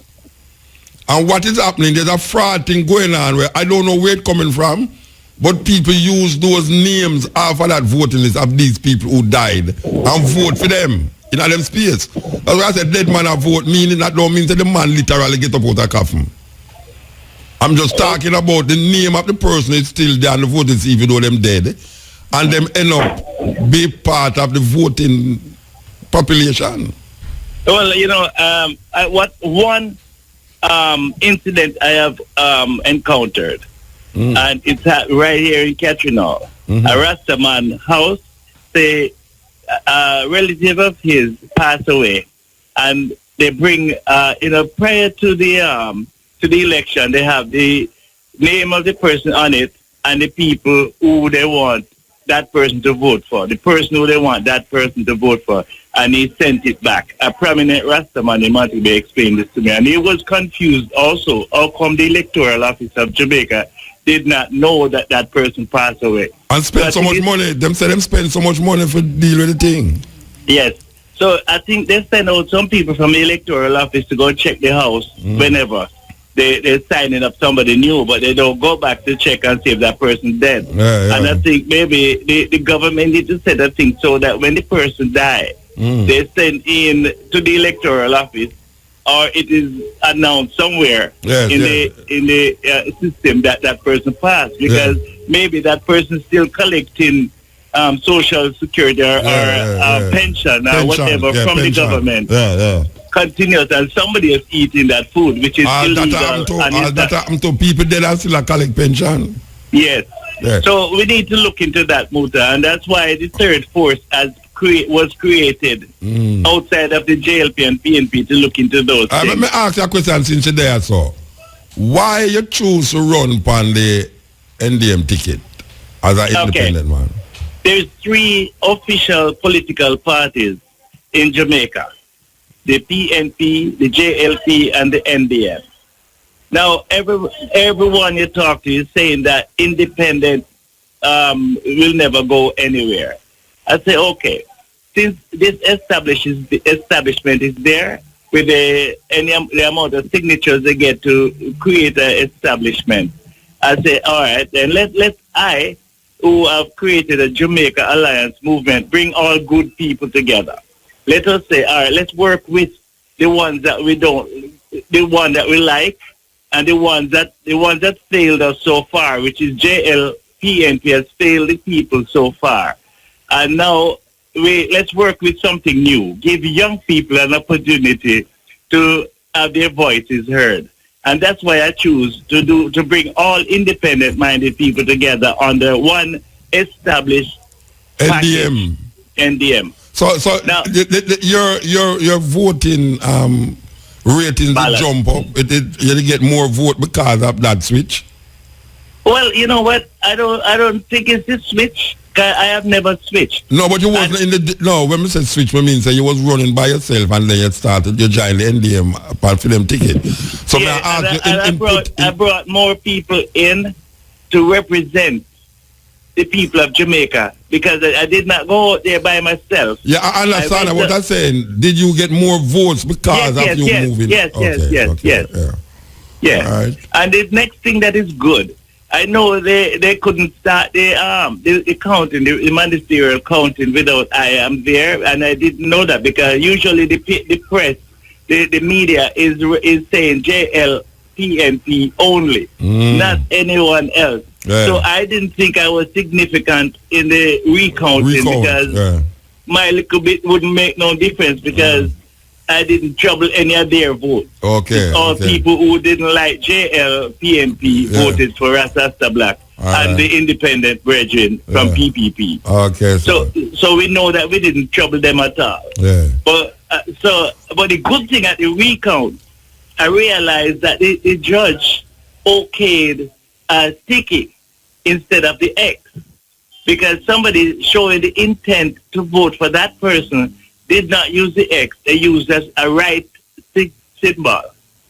So, and the judge make that clear that it's okay because the intent is there. Yeah. And that is a great accomplishment for Rastafari, because Rastafari always saying that they're not making no X decide the person who they like. So right now, the future elections, everyone who want to vote for the NDM are an independent person, which I hope that all independent people would come together under one body, can make the right symbol. And so there's no excuse again for Rastafari not to choose a righteous theocratic government. All right, sir. Give thanks. Here, Bridget. Give thanks. And one more thing, Muta, can you please? Sunday, we have a Rastafari exhibition going on in the Civic Center in Sam Sharp Square, Montego Bay. Oh, yeah, I never know that. Yeah, I'm so glad now I'm informing you, because what they've done, they opened the door for all Rastafari to come and view the exhibition Sunday at 12 noon. So we're asking ones and ones to gather together at Georgian House at the corner. So it's Uncle Rastafari that is invited? Is Uncle Rastafari invited to view the exhibition? Oh no, everyone is. Okay. And it's a fee to go in, but for Rastafari, it'll be complimentary from 12 noon Sunday. So how you going to decide who's a Rastafari when they come? All you have to say you are a Rastafari, because you don't have to dread to be Rastafari. Then you shouldn't make that stipulation and then say Rasta now go pay and everybody else go pay, because everybody else go come and say them a Rasta now. Okay, from 12 to 1, it's open for us. All right, sir. Maybe 12 to 1:30. You can think they'll go over a little bit. But it is, and then after that, we meet at Georgian House at the corner of Orange Street and Union Street to develop a movement to say one Rasta, one license for all Rastafari under the ganja license situation. So one ganja license with blanket every Rastafari. So no matter where you are in Jamaica, you blanket under one Rastafari. All right, we have to move on now for the music news, Bridget. Thank you very much for the call. Yeah, give thanks. All right, so that was Rasta Black trying to put certain things into perspective.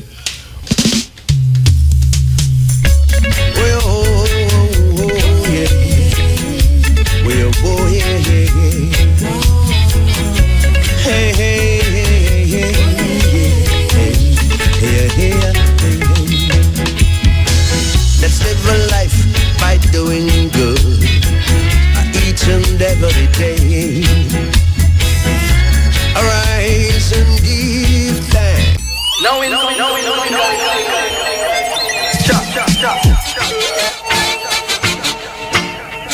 Former sound system selector Stephen Chang, better known as Stevie, of Black Cat Sound System, is dead. Stevie was hospitalized after a murder and a double shooting at a bar in Limit District in Manchester in January.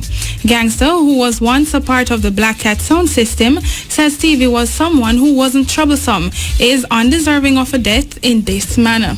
Jamaica and the world, just want to confirm it that Stephen Chang, aka DJ Steve, formerly of Black Cat, that was robbed a couple of weeks ago and shot. He was in the hospital battling for life, but he has succumbed to his injury earlier on today and he passed on. So it's hard to say right now because Stevie's a good guy. He don't deserve this to be robbed and shot and now succumb to his injury, leaving his family, kids, friends from all over the entertainment industry. We just can't explain how much he'll be missed. He's not somebody that is making a problem. He doesn't talk loud or try to misbehave in any way and create any excitement or anything. You know what I'm saying? And as somebody who used to be there with him playing the sound system, it really hurts.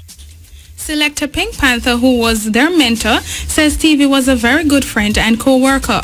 Music News understands that Stevie was among 3 persons at a bar when men approached them and started shooting. Superintendent Cameron Powell, who is attached to the Manchester Police Division, told Music News that the incident took place while the men were playing domino at the bar.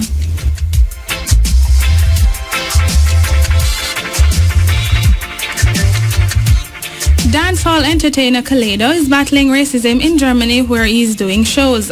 Speaking to Music News from Germany, Kaleido says he encountered 2 situations where he was asked to disembark from a train and a plane. He was the only black person on board.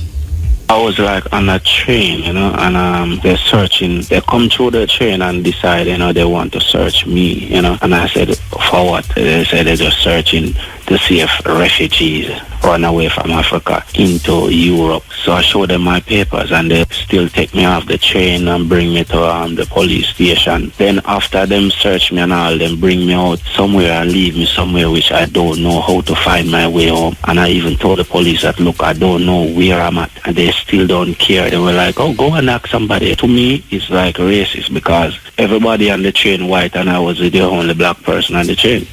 Kaledo says he refused to leave the plane after providing his travel documents and an altercation developed.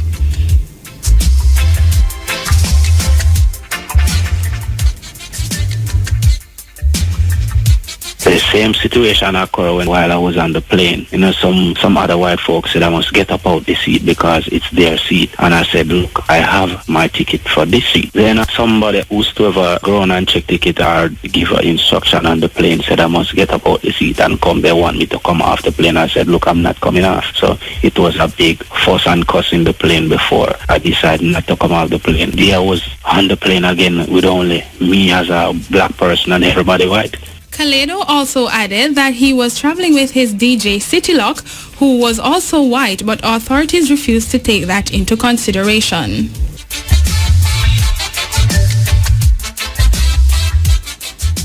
Family is nothing new to the entertainment industry in Jamaica. Max Romeo and his children is the latest family to emerge. Max Romeo says he gives his children total freedom of owning their talent. I don't dictate to them and what they do. My bedroom is around there, the studio is around. There's a security system, cameras in the studio, so I lie down in my bed, watch them working and listen to everything. Yes, I told them all I got to give them apart from education is music. Right. Everything is pertaining to music. Everything that I own in my life comes through music. Sure. So, and they see, so therefore they decide to go along that way. And I make sure that they have their own publishing set up. They got the booking agent in France, Mediacom. Everything is okay.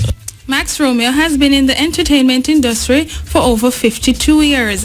Other musical families in Jamaica include the Marleys, the McGregors, more popularly called the Big Ship family, the Heritage family, and the One Blood family. Max Romeo and children were speaking with Kishima Francis and DJ Bones last evening on Eva's.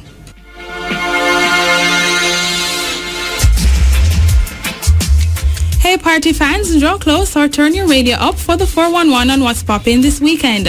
On Saturday, March 12, 2016, New York Link Up invites you to spring break at Long Bay Beach in the Grill. The event, dubbed All Day, All Night Party and Stage Show, will see live performances from Beanie Man, Sizzla, Josie Wales, Mr. Lex, Idonia, Bugle, and a host of others. Admission is $1,500 pre-sold, $2,000 at the gate, and VIP $3,500.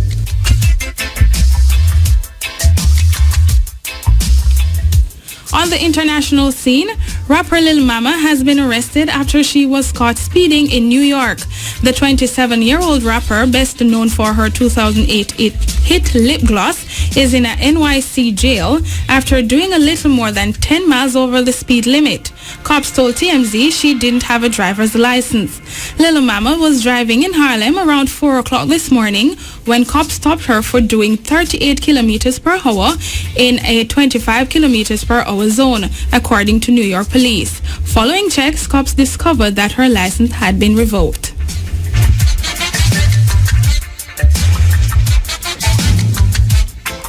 Celebs celebrating their birthday today are American singers and songwriters Robin Thicke, Carrie Underwood, and Emily Sand.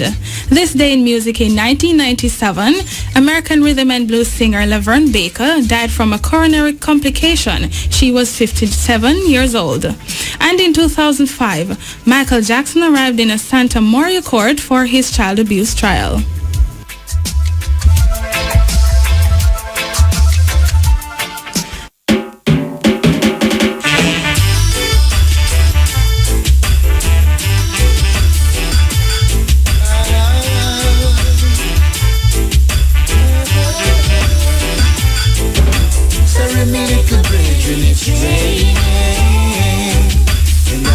Come out tonight.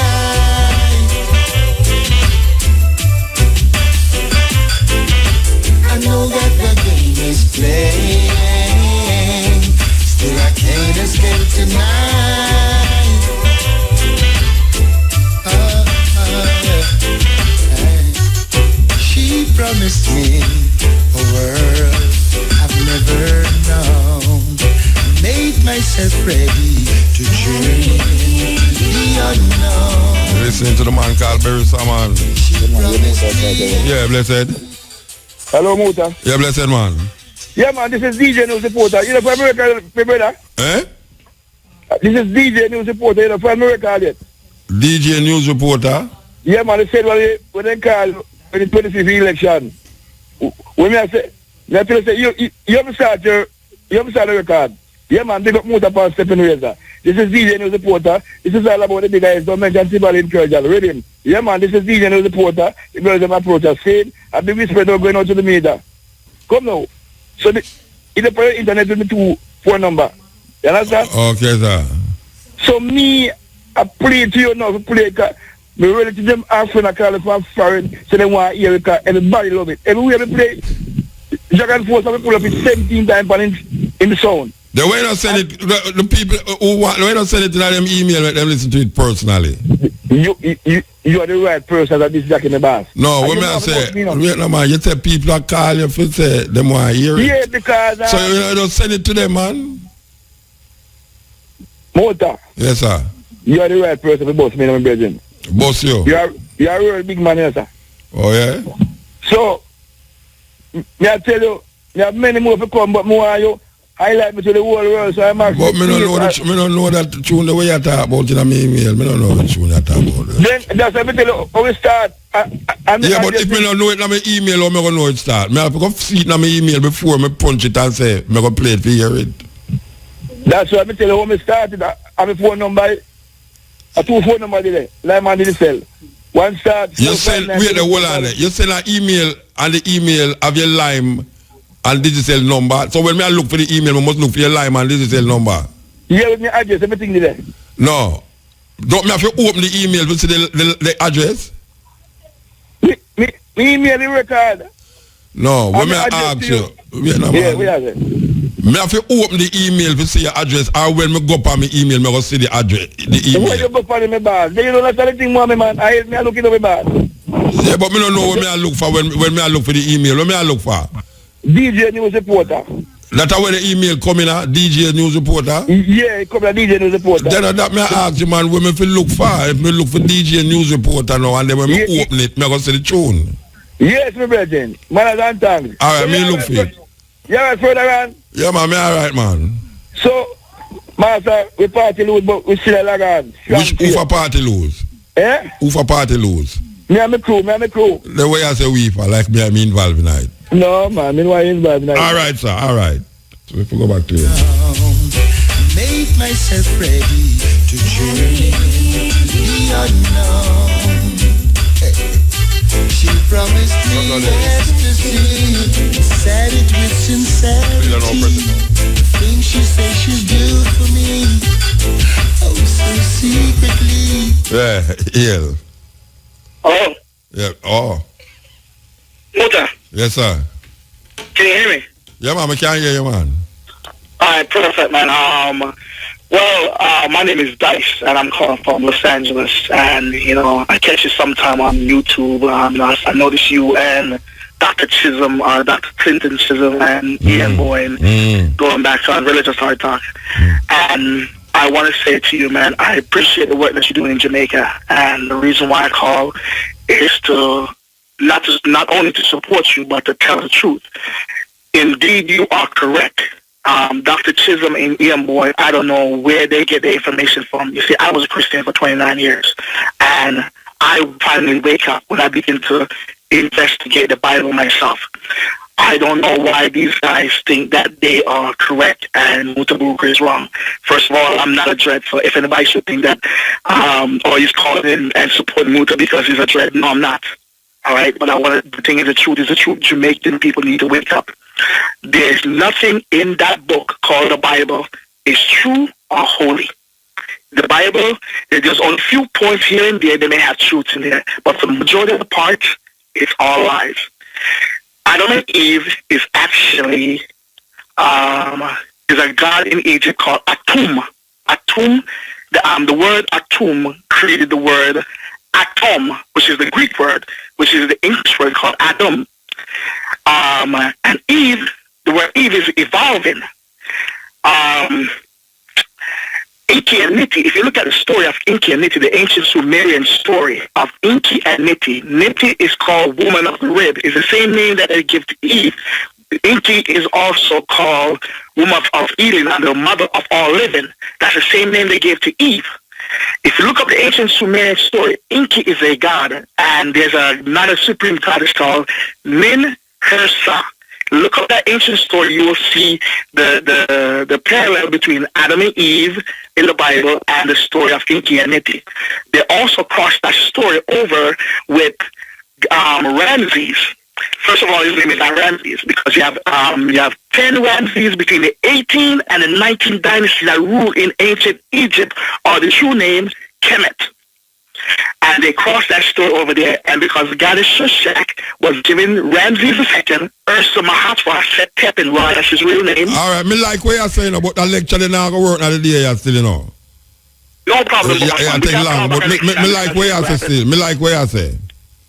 Yeah, you know what, boss, I want to do? I'm going to go ahead and try to set up a meeting between me, you, Chisholm. No, me don't want to meet with no Chisholm again. No, me don't want to meet with no Chisholm and Bowen again, Bridget. You don't want to meet him again? No, for what? Me don't want. No, we can't just the thing is, it's okay, no problem. Yeah. But the thing is, I'm going to come to Jamaica. I'm going to send you a copy of my book. I'm going to send you a couple more books along the way to support your message, because indeed you are correct. Yeah. You are on point with your message. Jamaican people need to wake up from this religious garbage. Yes. You know what I'm saying? All right, sir. And free their mind and go back to the ancient ways of African teaching, because which part of LA you call from? Which part of LA you call from? I come from Los Angeles. I'm actually downtown Los Angeles. Where in LA, when you're in Los Angeles, you're calling from? Let me ask you. I am exactly downtown Los Angeles right now, on Figueroa right now. Figueroa. Oh, you drive? Yeah. Yeah, man. Yeah. All right. Well, call back next time. I'll call at the night. Maybe you have a longer time to talk at the night, yeah? No, on a Wednesday night, no problem, boss. I'll do that. Thank you. Give thanks, yes. Yes. Step in. Yes, Rumunta. You're blessed. Yell up. Yell up, man. Where I go down? No, I deal with where I go up. I work where I go down. Okay. Well, we are go up still this guy last night, me here and Mandingo. For a while, you know. I'm the one who just touch base with the Mandingo. Yeah? Yeah, man. Them don't know the idea. Well, them good to listen, you know, because I'm always listen from England, you know. Yeah, you know. Mm. You know, Muta. Mm. Them three callers, they say, you some worries, you know, the night, eh? Mm. They hear them still, and them seem like them can't get through to the level of your reason and assure them, say, they might repeat themselves and are going in circles. You mean the one where I tell me, say, St. Anna, the greatest place in the world? Yes, and the heights and the greatest and all of these. Oh, another one where I say, yeah. Yes, Muta, man. And the one where I tell about the beginning of the year, earthquake and all that. Yes, and all of these things. Yeah. Hear me now. I'm going to show you a little understanding, my brother. Because you see, the thing is this, Muta. When they must say the ending of the world, when the world ends, after that is what? I don't know. Well, continuation of life, Muta. Not no end. It's just a thing happening and life continues. Yeah. That's like go. Tsunami come and certain things happen and life continues. Accident happen and people dead and life still continues, my brother. So them can't come with fear tactics and try to get people dead and you're going to go to heaven. And if you not do this, you're going to hell. Muta, you see, you may not favor check out that set of books named Conversation with God. Yeah, I'm going to play that on the radio. Man. I read bless. And I want to find the team when I play to start my program about teaching children. Yes. It's from the Conversation of God, I get it. Easy, my brethren. Well, watch me now. Because I want one at the time you come on the radio, even in a book one, I think at page 40, and read what the father said about hell. No, but when I say I play the tape, the audio book on the radio, you know. Oh, I would know that. Yeah, man, I play the audio book by Neil Welch. We play the audio book. Neil Welch. Yeah, we play the actual audio book on the radio. Respect. Yeah. Because you see the thing where you depend now today with them, about the garbage and the music acoustic arena for music. You know why you come off of them things then, Muta? No, we're not the first to mention it. Come off in the sense that you must keep at it, and you say the next time you call Bagley Grange We should talk and you question her and find out what her plans for the future. All right, sir. You know this time, you know, Jamaican people have to come and together. Yeah. Come after this J and the P. Yes. Because we are one people must come as one. Yeah. Because you saw the election close, Muta. It's a divine, hard set up, you know. Oh, yeah? That this is going to make them come. Because if there's a coalition government, they're going to show the people them can. What do you mean they must come together? They was always together. What do you mean come together? They must always together. Towards planning and moving the country ahead. The PNP and the GLP is one party, you know. Them just sound like the different. I don't know about that because, I mean, them say the heart have two different sides, the left and the right. Yeah. Yeah. You understand the vibration, my brethren? All right, so we have to move though. So I'm more call after this. I will soon go to the and you're still there. Your move, but you still is there. Yeah, all right, blessed, yeah? Yeah, man, respect. Yeah, yeah. Hello, Muta. Good evening. Good evening. Yes, I have a problem here in Mansfield.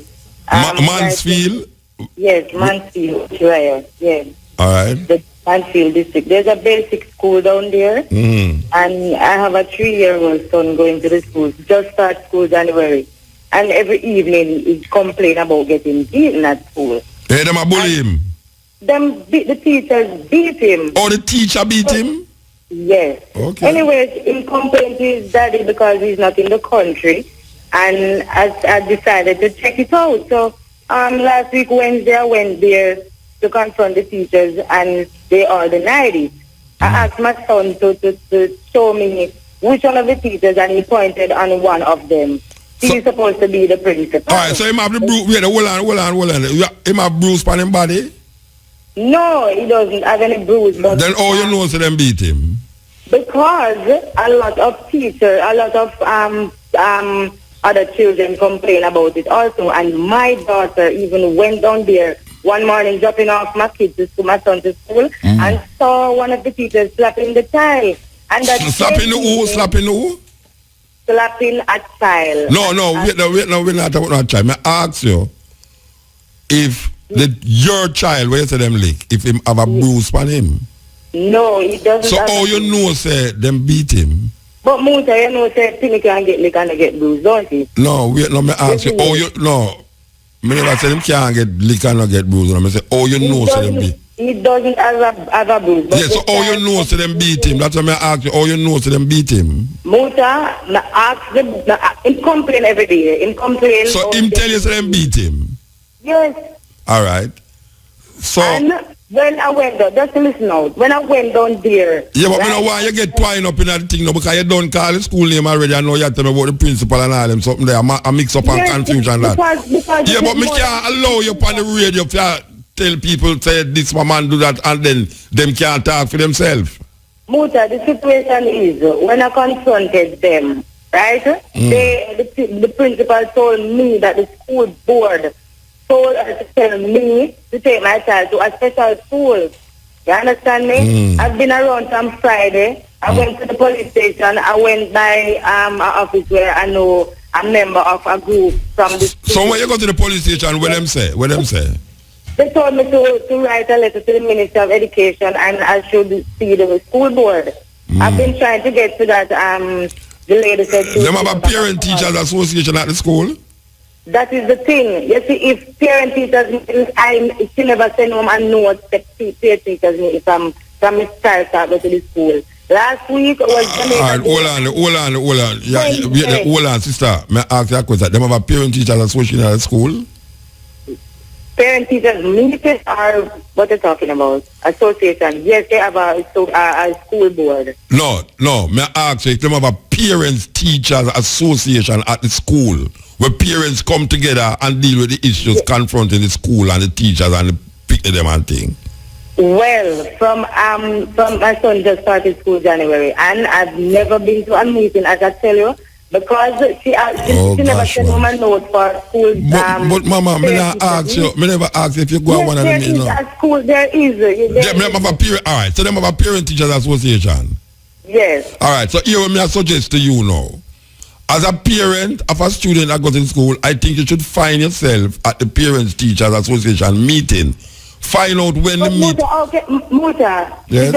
She don't want to give me any information. She doesn't want to give me... So you don't know no other parents who have picnic go to school? No, But them don't know either. That is the thing. So you know say them have a parent-teacher association at the school? Muta, I'm telling you what I know. How you know say them have a parent-teacher? You don't know nobody who joined the parent-teacher association? No. You never go to the parent-teacher association yet? How you know? I'm telling you that I'm not sure. I'm not sure. All right. But we have a problem with what you say then. We have a problem with what you say, you know. Me not tell you say no go say what me I say. We are trying to solve the situation for you, right? Me I ask you know, it's one thing you can do. If the teacher them denied, you find out if there's a parent-teacher association at the school and go to the meeting at the parent-teacher and then discuss the matter with the other parents them. It's a simple thing. Mutawa. What tell me Mutawa now? That is the thing, you know, the association thing, the school, I'm not going to have any. Because... All right, wait there. You want to know, we have to move though because the catch part thing will come up. Call me back, yeah? Call me back, yes. The art of war. Yes, yeah. All right. That person gone. So we are going to go back to this tune now. Like them know how we play that tune now. In there I'm safe and sound. Think I made the right choice. Yes. Greetings, Muta. Yeah, blessed. How are you, man? I'm okay, man. Give thanks and praise, my brother. How good and pleasant it is to be here presently. Of course. Not true? Yeah, man, of course. And how's thy family? We could have done somewhere else too. We're not here. We choose to be here, so we give thanks. Sweet family's okay, man. Well, give thanks, my brother. And big up to the Steppn Razor family. Yes. Both locally and within the internationally. diaspora. All right, sir. Yes, my brethren. Tell me something. I wonder if Ras Asta Black ever check out why Mr. Golden left the Jamaica Labour Party. When and left back the NDM too. Yes. You pick me up? I think that is something I don't pick you up what I like. Pick up what you say. So tell me why you think him left the Jamaica Labour Party? Well, according to him, he left because he did not like the style of politics. Of Mr. Siaga's politics? Yes. Okay. Yes. But then now, having run for the NDM, one seat, he realized that the party wasn't really enough to run against any of those two big guys. Yeah, JLP or PNP? Yes. Okay. So eventually now, he went forward now to the JLP, but but one thing he didn't do, the ideas that he left from the NDM with, he did not implement it when he went into the JLP. And but he become the prime minister. But he become the prime minister, though. Definitely. You know. So the thing is that now, when Mr. Black decided to go into the NDM, it wasn't a development that person knew about. That means coming to the election, before even the campaign, at least them know what he was up to. Now he's speaking as if it's only the NDM is a third force. When I sure that he did mention the PPP too. Of course. He did mention the PPP. He mentioned the PPP. Okay, no problem. But to me though, a real third force to challenge these two brethren going to have to be so organized that people will buy into it. Now, a third party or a third force must be going into the system to clean up the corruption that is existing. Well, you know, so you have a group of me called the silent majority. The silent majority is the most of the people that will never vote, which is more than the people that will vote. True. That is true. It's out of that going come where you talk about the people power, the ones them who never vote. You are correct. Yes. And most of the people who never vote is because of the corrupt system. Them don't have no faith in the two political party them. Truly, my brethren. Yeah, not the tree too, if you want to send them. There's not the tree. Call it the tree. The tree. Yeah. You know? So I think these are some of the things that he really have to check out if him really going to really go against these two people as far as me is concerned. And I think Jamaica need to, because if we're going to move forward as a country, we're going to have to have an economy that is growing. If the economy not growing, we individually not growing either. You pick me up, Reggie? So I just food. Well, you know, for the years, you know, you see them two parties there, even though they go on like them is against one another, them plan against other, that them don't allow no other party to have no foothold in the whole system of electoral system, you know. Them, it's not like something where just accidentally happening, you know. You are correct. Them, the two of them is friend. You are correct, sir. So them say it's either PNP or GLP, it's either GLP or PAP, it's not we are, there's nobody. And to prove your point, those in the house, so to speak, garden house, etc. Them a big friend. All of them support each other. It's only the little man at the grassroots going like them want fight against the other man there. Them one and the same. Them Bruce Gold, they not go find. Hey, when Shaga did say you have a gang.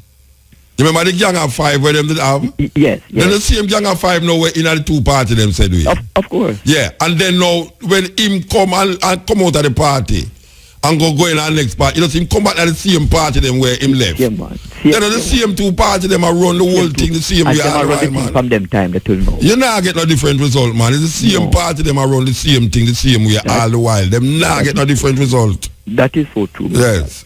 So to me, if you're really going to have to go against them, don't think it's the PMP alone or the GLP alone. Yeah, give thanks, Bridget. Yeah, man, give thanks. And just one more thing. Yeah. The thing you're talking about, the all for music. Yes, musical. Yes. I don't know if you could invite Babsy on your program. No, I'm going to have a meeting with her and I'm going to invite her on the program, you know. I'm going to invite her. I don't say what I say already, you know. Okay. Yeah, okay. So when I see her again, I'm going to talk to her. Yes, I think she is the right person. Yes, but you see, she was there before when we were ball on feet too, you know. Remember, agreeable. It's not the first she did there, you know. Agreeable. As a matter of fact, she did it longer than Lisa and there. However, though, if it don't go by the way of the government, you know, I think as musicians, because I am also in the industry, I think we may have to come together and but that is the part right now where me lose track of, you know why? Yeah. Because now you're gonna tell musicians now because we see the thing now and say why would you not build one for yourself? No, but always end up, you know, why would you don't build one for yourself? No, who build a sport complex them? It's not sport village. But if you observe me, you know, I mentioned government first. Yeah. But if the government not do it, we must do it for ourselves. You pick me up? Yeah, but if the government not do it, we must do it for ourselves. No, well, to me, you know, if it's even to be in a partnership or something, but to me, with some Chinese, I don't think we can leave this place and leave everything for our children. All right, so who erect something? Who build the sports complex them right around the island? Who build them? The government. Where them get the money from to build them? From what do you think? They have a place where a fund. I don't remember the exact name. You know. They have a place where fund these things projects. And them fund all of these. Yes, of course. Yeah. And they can bid for music also. All right, so we have to go really find out from the ministry. Yes. How them build? Because the same minister is the minister of sport too, you know. Truly. And it's the same minister of entertainment too. That's why she's the right one to deal with. Yes, so well that may I say. So we're gonna figure out where we're going. Yeah, Brethren, give thanks. Most definitely. Big up yourself. Yeah, alright, here goes. Genius not stop try. When bad mind and hypocrite try, hold your down. Lady genius. No matter where you try, no matter what. Hey, you know, say Jamaican artist paranoid that bad, you know. Jamaican artist paranoid bad, me I tell you, seriously. The song can repeat. The race is not for the swift, but for those who endure. Me always I can prove that for sure. Even with this spin blocks, them way each way. Jah always open a door. And all the fights where you fight, and the hate where you hate, me never make that get me down. And all the things where you try just to go Yeah. Yeah, blessed. Yes, Muta. Well, you know, sir, I Selassie I present. Hold on there. Are you with the earthquake there? Hold on, man. Are you with the earthquake and the first of the year business that called me last night? Boss man, I tell you about ice No, last me night. ask you, just answer me, man. Are you call me last night about earthquake and flood that go on in the spring? In the spring? It has to happen. All right, sir. All right, yes. Me can't work with you again right now. Believe you me, you go give me, don't know, blood pressure. My blood pressure go high. You know the weirdest thing about people where religious people believe say, if when them say something and it happen, them feel say because them decide it happen, you know. So you can't tell them say it did not happen even if they say it or not. Them feel say because them said something and it happen, it means see them know they tell you say it happen, it gonna happen. It's a ridiculous thinking. It's a ridiculous talk. And this virgin I know keep the man come like him a torment me and torture me. Him a torture me at the night, he torture me at the day. I can't take the torture. Believe you be, click it. I want you love Neil. How Neil your name? Neil. Cash flow. Why you love cash flow? Cash flow say him have a back problem. So I don't know if anyone out there can help cash flow here right now, you know. Cash flow have a back problem. Cash flow have a black problem. So anybody out there who know them can help cash flow with a back problem, please contact IRFM. You understand? Or you can contact Tony. Because she is the one who is assisting us here in the studio with all different things. Okay. Just not drop out of the race. Listen to me good, just listen when me speak. Put this a song for repeat. The race is not for the swift, but for those who endure. Me always I go prove that for sure. Even with this stumbling blocks, them way each way. Jah always open a door. And all the fights where you fight, and the hate where you hate, me never make that get me down. And all the things where you try to Yeah. Blessed man. Yeah, Motor. Yes, sir. In the studio, where is that this too? You see the light and the darkness right there? You cannot go in. Even you sleep, even the whole. That present, because that is the omnipresent of Haile Selassie identity. May I ask you something? You can't ask you something. I can't ask you something. I can't ask you something. The reason to our universe. Can I ask you something now you don't want to ask? You know what I'm asking nothing? Yes, I right of examination. All right, sir. So it's right, you know, Moot, I see you. Yeah. John, no. I say, vex. All right, I can't talk to you. I can't talk to you. I can't talk to you. I can't talk to you. You know what I'm talking to you. Free. Motor, prepare to meet. Can I talk to you? Can I talk to you? I will you love. Yeah. In yourself. Yeah, bless you. So you have to be truthful within oneself first before you can cleanse. I don't understand where I'm going. All right. Yeah.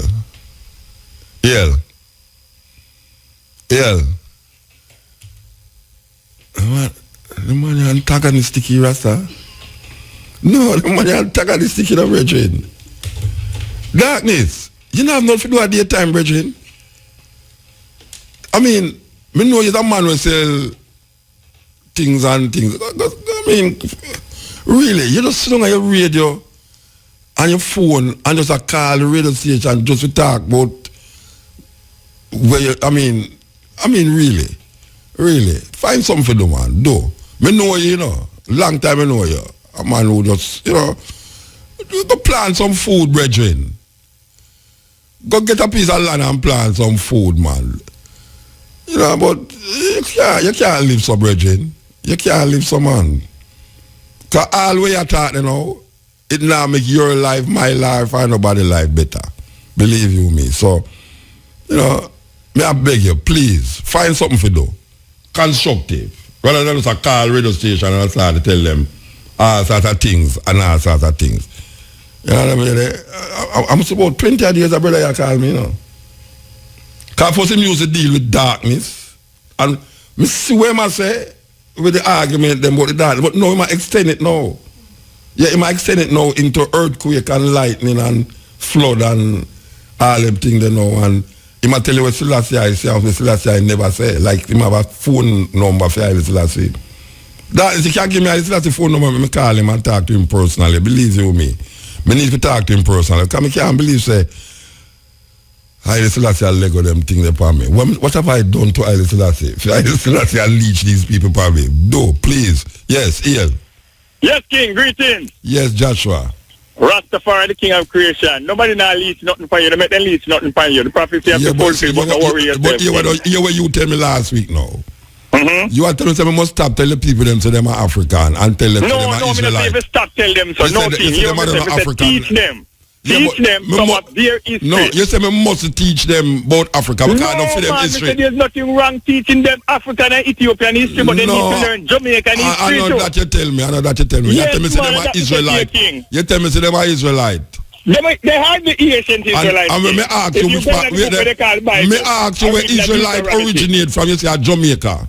Then the Jamaica original Israel, man. Right. Listen.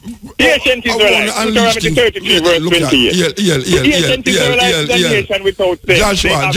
Joshua. You know why you're not Joshua? Yes, man. Talk to me, man. Talk to me about medicine. Not tell me not about no Bible, all right? Well, talk to me about medicine. I don't Bible me talk about the medicine. Yeah, talk about medicine. You see the jackfruit. First of all, the brethren have the back pain. Medicine. Talk about medicine. Wait, no. The brethren have the back pain. The brethren have the back pain, yeah. Yes, listen good. Tell me if you do. Grate some ginger. Yes. Get a bucket with some white cane vinegar and some Epsom salt. All right. Wet up that and tie it on the back. Tie it on the back. Who are going to tie it on the back for him? All right, the next thing when you can do. Who are going to tie it on the back for him? If you have a female companion, but you say him don't tell me how we cause the back pain already. Well, you know, you have other thing when you can do. You can get a bucket of the extra virgin olive oil. Joshua. Yeah. And a virgin olive oil cause the back pain, you know. No, man. The extra virgin olive oil, greater than Jamaica. It's not an extra virgin, not cause the back pain. If you don't tell me how we cause the back pain. The extra virgin olive oil, greater than Jamaica ginger in it with Epsom salt. Yeah. Mix it up together and use it to 90 pain. Who are going to 90 for him? Who are going to 90 for him? King of 91 back, man, just put the 9 and stretch himself across his hand, across his back, his spine. The man and carry return sideways, but let's go back here. Anyway, let me deal with some prostate cancer and idea. No, hold on the man. You go too fast, man. We are talking about the man back pain and our brethren. And the man back, I'm a brethren, you know. Yes, the man has suffered. The man has suffered at the studio, you know. All right. If you ever see the man lay down on the back them inside, you know. All right, Muta, give me 3 herbs to drink. 3 herbs. Wow. Ginger. Garlic. And clove. All right, when for do? Mix up the 3 of them together. Boil the 3 of them as tea. A little of the clove, a little of the ginger, and garlic. And it will relieve the pain. Yes, that will relieve the pain. How long it will relieve the pain for? In take this medicine for 9 straight days and get it rid of completely. Totally. You take the medicine for 3 days. And he must go back and do him the door, forget the pain. Well, that is the pain. Because it's a reoccurring pain, you know, because I keep doing the same thing the same way all the while. I expect him to get the pain. You doing the same thing over and over. I expect to get a different result. Yeah, you hear that, Neil? They have to change the way you do things. You pick up nothing heavy. I'm not a doctor. Me and a doctor, that's the same thing me tell him. Well, I put that. You cannot keep doing the same thing. Yeah. You're a good messenger to the world. Thank you very much, sir. Listen to what the man I say. He's a good messenger. So listen to what I said to you. All right, the jackfruit tree, we talk about some Jamaican local medicine. Yes, sir. Medicine, the jackfruit tree is a #1 vitamin C plant that builds immune system. Okay, you can't get that at no pharmacy. The jackfruit skin, you boil the skin and drink the water. Yeah, good medicine. Right? #1 for immune system. People who suffer from digestion problem, diabetes. The jackfruit is a very good #1. And you say the skin they must boil. The skin they must boil. The skin and the inside part when it's ripe, you heat that. You can blend it to a juice with ripe banana, and you can blend it with carrot. You make a shake with it. Exactly. Okay, beautiful. The next thing and non king is the tuna, which we call cactus plant in Jamaica. Yes. And the aloe vera, which we call Cinta Bible. Yes. And the young soursop leaf. The leaf of the soursop must be young. And if you're going to use the soursop, you use them young. That's all like it don't give the people them chickpea. No, man, that is the cure for #1 cancer. Okay. But now you're going to extract them now. And when you don't extract them, you use the gel of the aloe vera. Don't use the aloe vera skin. And you must use it, and don't use the yellow part. No, man, the yellow part is very good, man, because that is the laxative part. That if you concentrate it and put that in the water, you drink that water and it's free of the the thing without the yellow part, man. Trust me. Yeah, but you see, the yellow part, as I said, is a part of the militant, but if they don't like it, just use the gel. But the militant then not going to work. If you use yes, the man, yellow it part. work, man. Try to drop just the yellow stain, then a white room and baking soda and honey. There's no HIV left in here, no cancer. We are telling me that. It works. Who it work on? Who you make it work on? Several people. Just Google HIV cure by King Yeshua. The word Yeshua spelled Y-A-H-S-H-U-A. Yeah, I know the Yeshua spell. But all right. Here we know. We have to move that door. Call me back again for the medicine. The medicine. All right. Yeah, we have to work on some more medicine. The tamarind, that's the alkaline. Herpes and the H1N1. All right, call me back for the medicine, yeah? Love is life, Virgin. All right, blessed man. Yeah, man, that was Joshua who always have some good talk about the medicine that was supposed to take for the ailments, them like knee back pain and all them things. Like, click it. Yeah, this is the Steppn Razor. We're in the last part of the program now. Yes, Ian. Greetings, Muta. Yeah, blessed man. Greetings, beloved. Yeah, man, I call from Atlanta.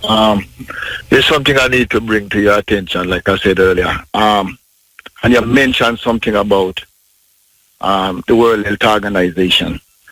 It's my observation over the years, and I know that you know this, and most of the people are listening.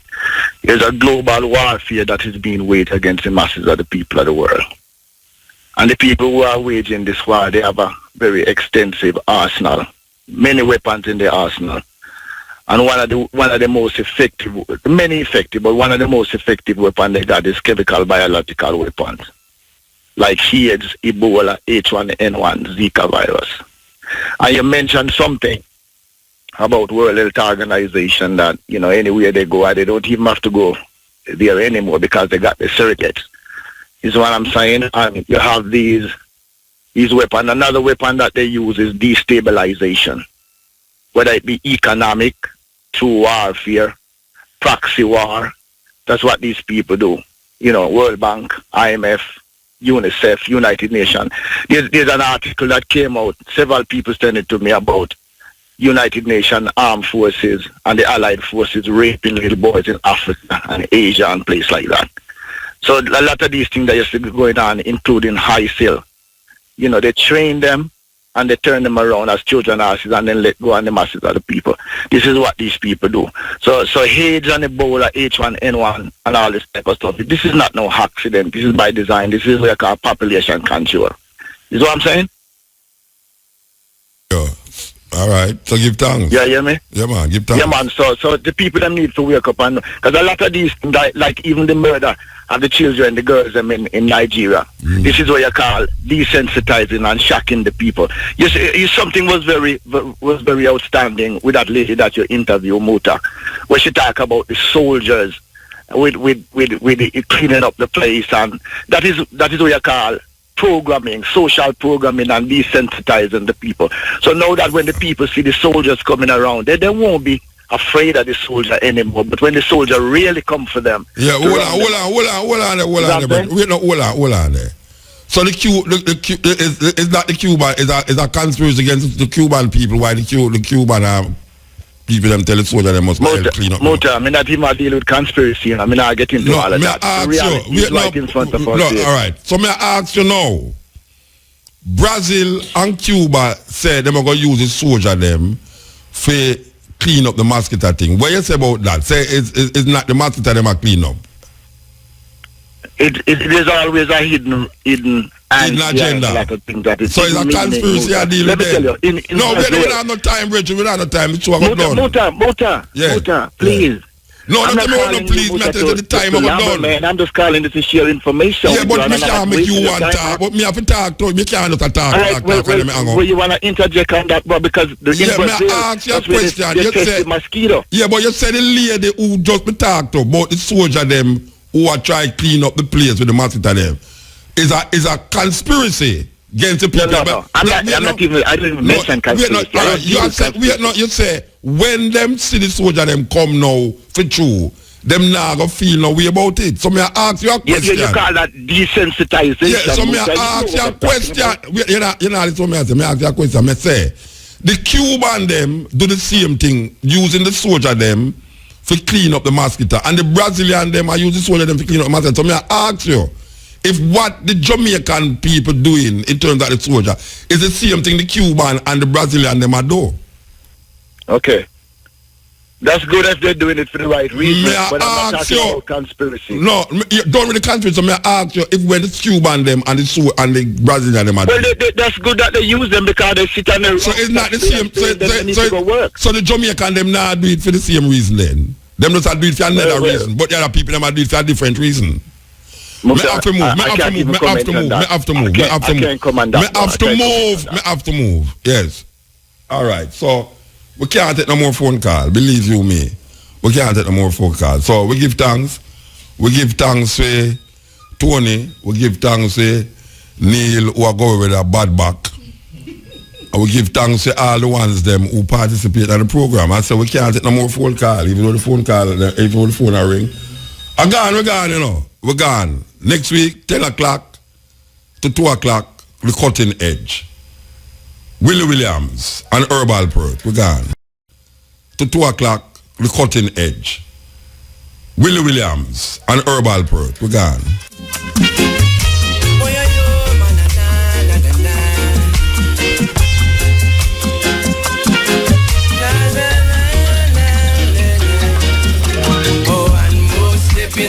Babylon, and them a put down the pressure. One more stepping out of Babylon. Yeah, now them days will be over. One more stepping out of Babylon. The youth them getting much wiser. One more stepping out of Babylon.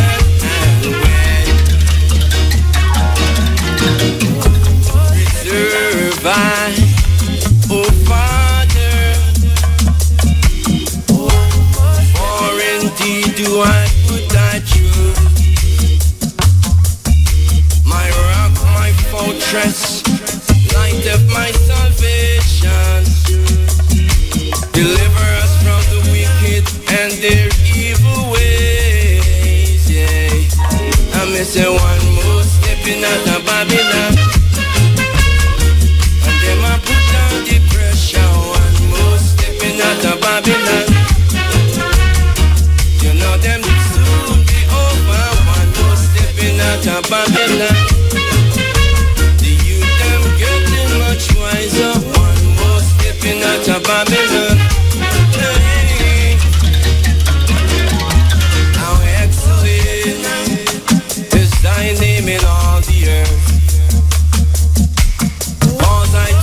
In thy tabernacle and to dwell in thy holy hill. I may say one more stepping out of Babylon. I may say one more stepping out of Babylon. Oh, Bill.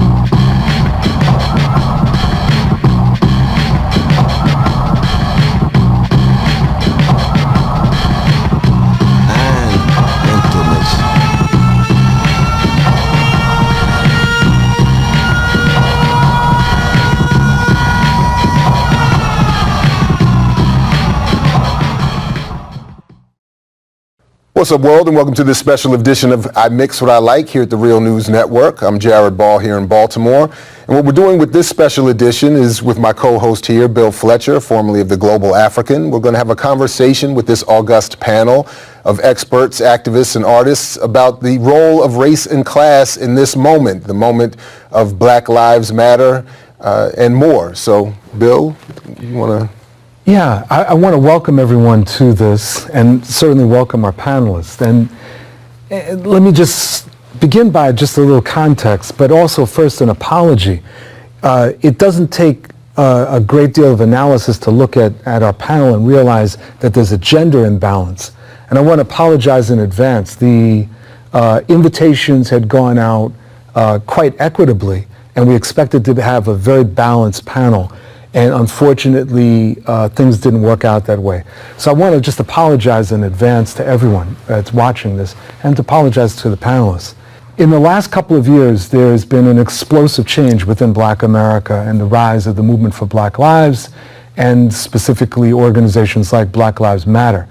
But it's been within that context that various trends have started to surface, and trends of thought. And within those, there's this odd situation. This is something I have found odd, which is that there is increased attention about what's been described as anti-Black racism, but very little attention to matters of class, very little attention to the issue of capitalism, and to some extent, an ambivalence about other forms of racism that permeate U.S. society. And so we thought it'd be a good time to have a discussion about, well, like, what exactly is going on? What do we make of this? And actually, what are the implications for the future of the Black freedom movement in the 21st century?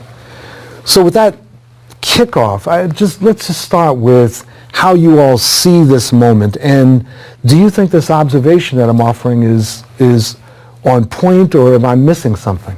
I'll jump in. I think the observation is pretty much something I would concur with. Trying to assess the reasons why certain things are like that is a complicated question, so we're going to have a lot to talk about. And that's one of the first things that came to mind as you were talking about it, particularly when you said other forms of racism not being looked at, and I thought about the nonprofit industrial complex, and how that impacts, and how it has impacted our movements, and how people, there is right now, I would say, maybe among a lot of the activists and the new generation of activists, not trying to be ageist here, but not having the same critical critique that some of us, the more left, more revolutionary critique, as we would have as the system at some point. So we can be susceptible to the enticements of the nonprofit industrial complex, which invariably will influence our movements, what we will and will not stand up for, those kind of things. So I thought about that, but that's not the only, obviously not the only element, but it's clearly something, and we can see large sums of money and all nonprofits looking at things like Black Lives Matter. It's trendy now, and so without it even being any kind of conspiratorial thing, those with money who even call themselves wanting to do something good are, putting forward to try to, do their assessment, and invariably making their mark on it is not a positive one. Mm-hmm.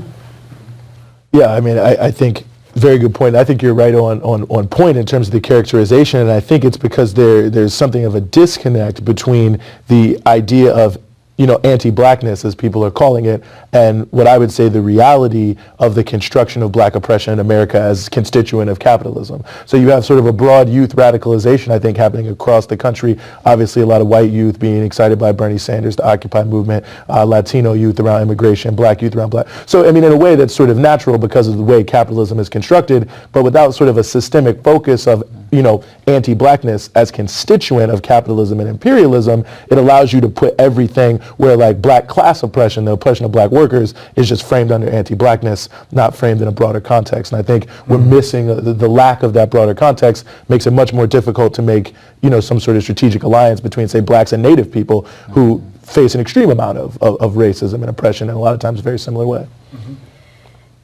Yeah, and I also think about how are these ideas popularized. So, in popular culture, we have like Black History Month. We have education in school, which gives us a very rudimentary introduction to inequality in this country. But there's no real mechanism for people to learn about class. And I see just in movement spaces with younger people are talking about inequity, but we don't have the language, and I feel like there's no, it speaks to the need for popular education around class, because there's really, you wouldn't get it in school, you wouldn't get it anywhere else. And so that's why we have Black Lives Matter and not Black Working Class Lives Matter, or, you know, et cetera. But does that then suggest that people are learning about white supremacy and racism adequately? I mean, you know, because you get like a baseline at least. You know, you're gonna go to school. Everybody knows Martin Luther King. You know, so you're gonna get something, but even that's inadequate. And they don't know about King's later life predilection for socialism or class struggle or the focus on that either. Or his criticisms of the white liberals.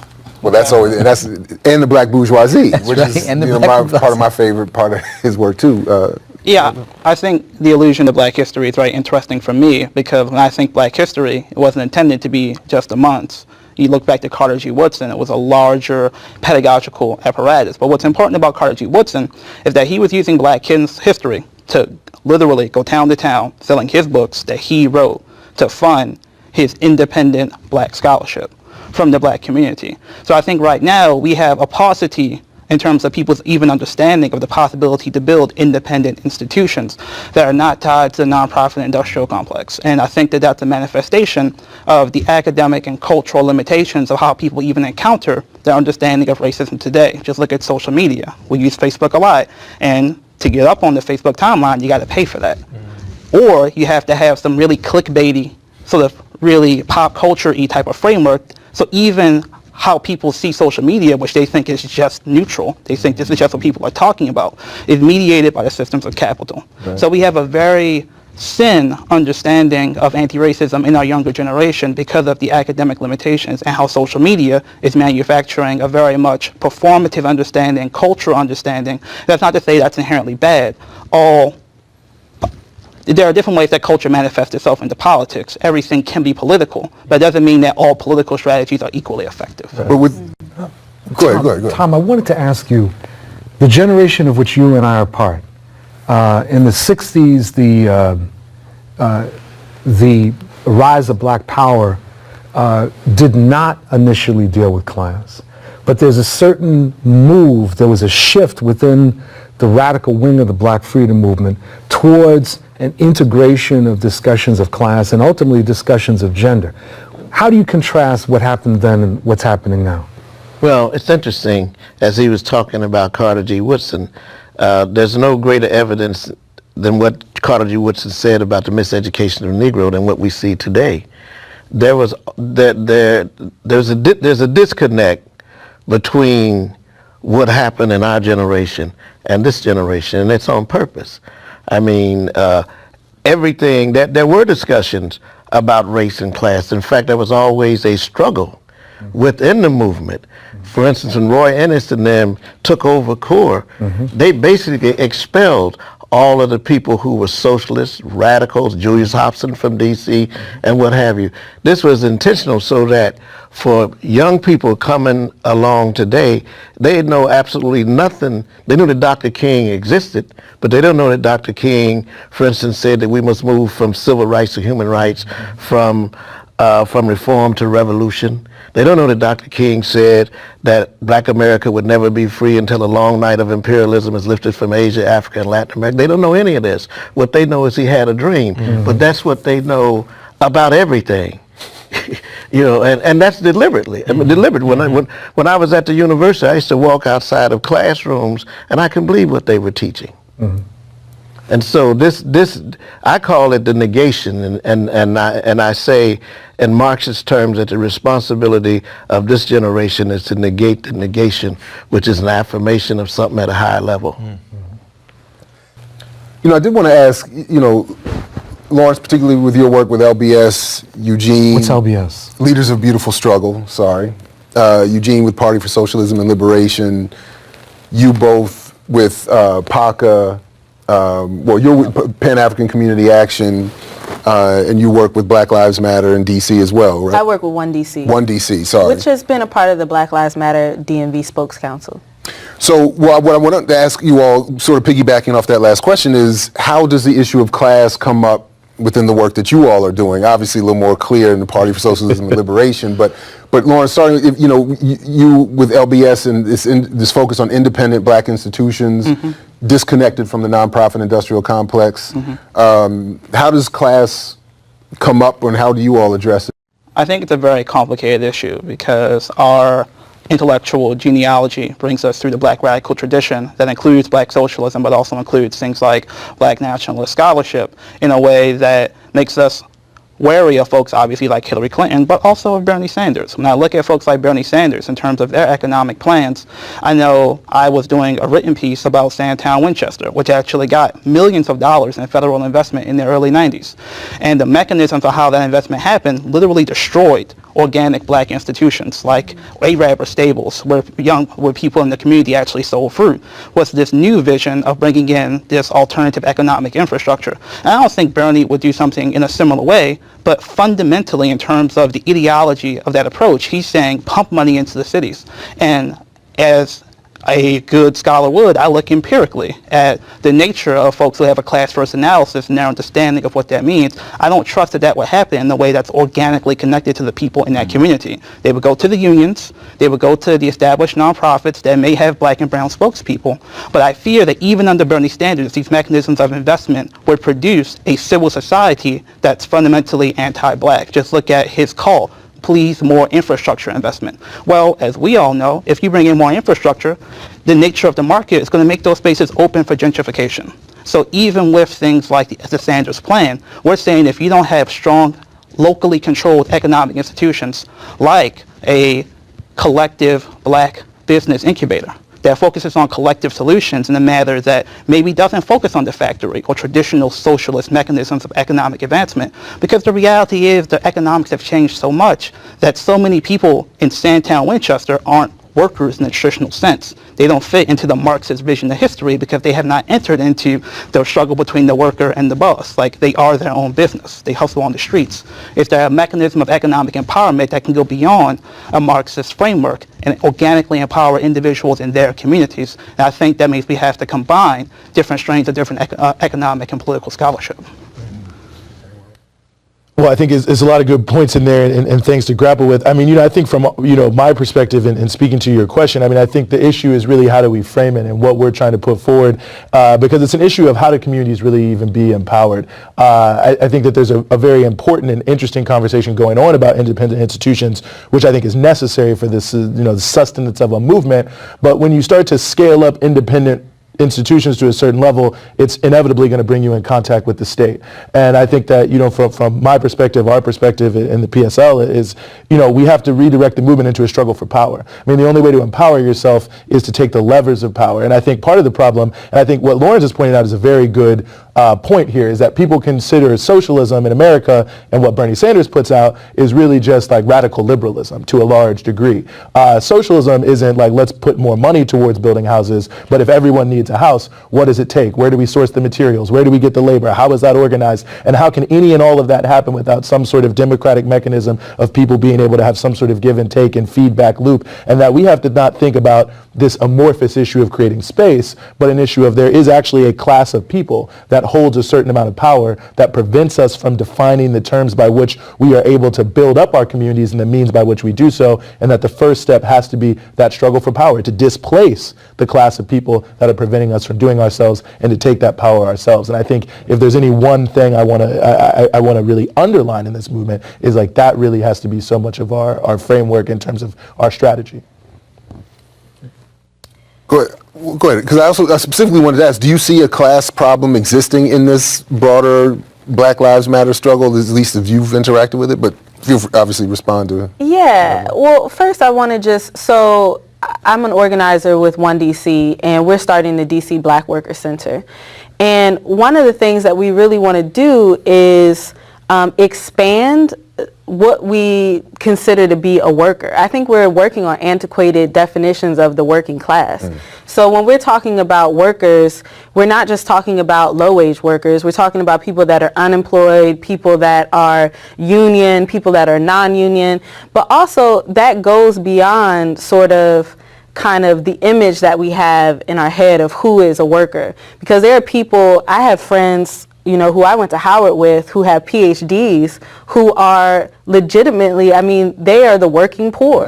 And so, but we don't ever consider those people in terms of like class consciousness, they don't consider themselves working class. They have PhDs, but we really have to interrogate that. And so these are some of the conversations that we're having at the Black Workers Center. On a broader movement level, yeah, I mean, there are major class disparities. There are organizations who you go and they're just completely made up of people who are you know, non-profit sector workers, all have college degrees. And so they're talking about, they have a strong racial analysis, often a strong gender analysis too, but there's no class analysis present in the work that they're doing, and it shows, and it shows just in terms of who's at the table. Can I follow up on that quickly though? Because I think an important subtext here, because I think there's a lot of this, is I don't actually think it's Marxism's fault that there's a narrow definition of the worker. I mean, the Marxist definition is just someone who has, the only choice they have is to sell their labor power. You got to go to work, which is a broad frame. I think, you know, there's something to be said for how in America the whole idea of the middle class has totally deformed the consciousness of working class people. And I think there's a critique to be made about certainly the Communist Party in the 30s having sort of a certain cultural framework of how they presented a worker, which I think gave people a certain limited understanding. But I think sometimes that's, you know, we get caught up in this issue of anti-communism, quite frankly, which I think is why a lot of these questions don't come up, as people are, I mean, we do have a language, the working class. There's a good definition: imperialism, capitalism, socialism. I mean, there are clear definitions, and I think sometimes, you know, we get in a space where it was like good enough for Samora Michelle, but it's not good enough for black people in America, and we have to ask ourselves, what is the influence of anti-socialist, anti-communist, imperialist ideology in putting in a new framework in how we view race in America? Lawrence, I want to push back on something you were raising. Maybe push back, but this issue, see, when I think about race and class, and I start thinking about strategy, I think about the complicated issue of black business. And, you know, we have seen and frequently hear that the direction for black freedom is the proliferation of black business. And there are people who will go nameless in this show, because I don't want to be slapped with a suit, who have waved the red, black, and green in order to increase the green. And they have united the community to support their various business ventures, saying that this is going to bring us closer to real freedom. And it goes back to something that was raised earlier. There's no discussion about power. Real power in the society, it ends up being more, let's just get a bigger piece of the action. So I'm just curious about, when you're talking about the issue of business, and I don't want to go through everything that you were raising, but how do we deal with that? Because that's the manifestation of class, or one of the manifestations of class. I think that's a very good question. And I also think similar to how certain historical notions around anti-communism have proliferated and kind of extracted the argument. Similar notions around black capitalism, I think, have permeated people's notions, or I'm thinking about, you know, heteronormative black male business owner just, you know, getting more money and moving to the county. Obviously, that's not what I support. I think the key word there is cooperative, that you're empowering individuals who have some kind of affinity and connection to each other organically within community. And if you can invest in the infrastructure to facilitate those kind of cooperative connections, and you incentivize cooperative business ventures, and that produces an environment where you have an incentive to cooperate within the community. And I also think that the mechanism of even calling it black business, I think, obviates some of the historical power relations that put us in our condition. Like, I never chose to come to America historically with my family. America is a capitalist country. So feeding my family in America, thus, by nature, means I'm participating in capitalism. That doesn't mean I'm embracing the ideology of what historically has been American capitalism. And as I think folks know, black folk, for example, are the highest contributors to charity. So I think there are cultural dynamics in the black community that, if invested in, legitimately invested in, and you need the power to produce that kind of investment, would produce a reality that gets us to where folks you can take this conversation of folks where they are on the streets. Because folks right now, at least the folks who I'm working with in Gilmore Homes, or I'm working with people who are working in Gilmore Homes, they work all the time, but they're not considered workers from the traditional Marxist dynamic. But can we view the indigenous economic entrepreneurship and outside of the pejorative notions of capitalism, and within a positive nature of a cultural creation to affirm a black community in a way that recognizes that work needs to be invested in, And we need the power to push local and state governments to invest in that type of economic communal infrastructure the way so many Marxists on the white left ask for investment in infrastructure through things like light rails and things like that. So that's what I'm talking about, a legitimate investment in the mechanisms that incentivize cooperative, culturally appropriate communal relations that just happen to be economic and what many people call capitalist. But this issue about infrastructure, which you've been critical of, Flint. Yeah. Flint. I mean, infrastructure. I mean, this is a very immediate material thing, right? The lack of infrastructure of a poor, predominantly black city. I mean, when people are saying we've got to increase investment in infrastructure, I'm thinking about Flint. I'm thinking about New Orleans. That's a very good point. Right? I'm thinking about, even for that matter, that bridge that collapsed in Minneapolis back in, 2005. Yeah. I mean, this is not an abstraction. It's not an abstraction, but I do feel that without the political power to push that agenda in a way that forces it to genuinely engage issues of the black community that may not get a temporary construction job on that bridge, which so many people are sort of saying will be the economic benefit. What you're doing is you will get bridges in predominantly white communities rebuilt, absolutely. But if you don't have a mechanism of political organization that recognizes the necessity of a culturally appropriate political unity, you won't have the cadres of black people lobbying for that investment to genuinely address the problems you're talking about. And the inertia of a colorblind political framework is going to lead to the bridges of Madison County being fixed, but not the water pipes in Flint being fixed. And that's why we're not saying this is an either or. Black folks are in a situation where it really is and. We need a multiplicity of strategies. It's just, Charles Mills, he's a professor at Northwestern, has this term called the epistemology of ignorance. And I just worry that when I just look at the history of folks who have used class as an analytical framework to evaluate political struggle. And the best laid plans of those folks oftentimes ignore the inertia of pushing those policies more to benefit white America and less to benefit the underclass. Look at the GI Bill, which is, Lester Spence at Johns Hopkins points out, GI Bill facially colorblind. The inertia of white supremacy pushes that to be racially disparate in terms of its implications. You know, two things I want to say. One is when you talk about Marx, I don't really talk about Marx. One of the things Marx said is, please save me from the Marxists so they will be the worst.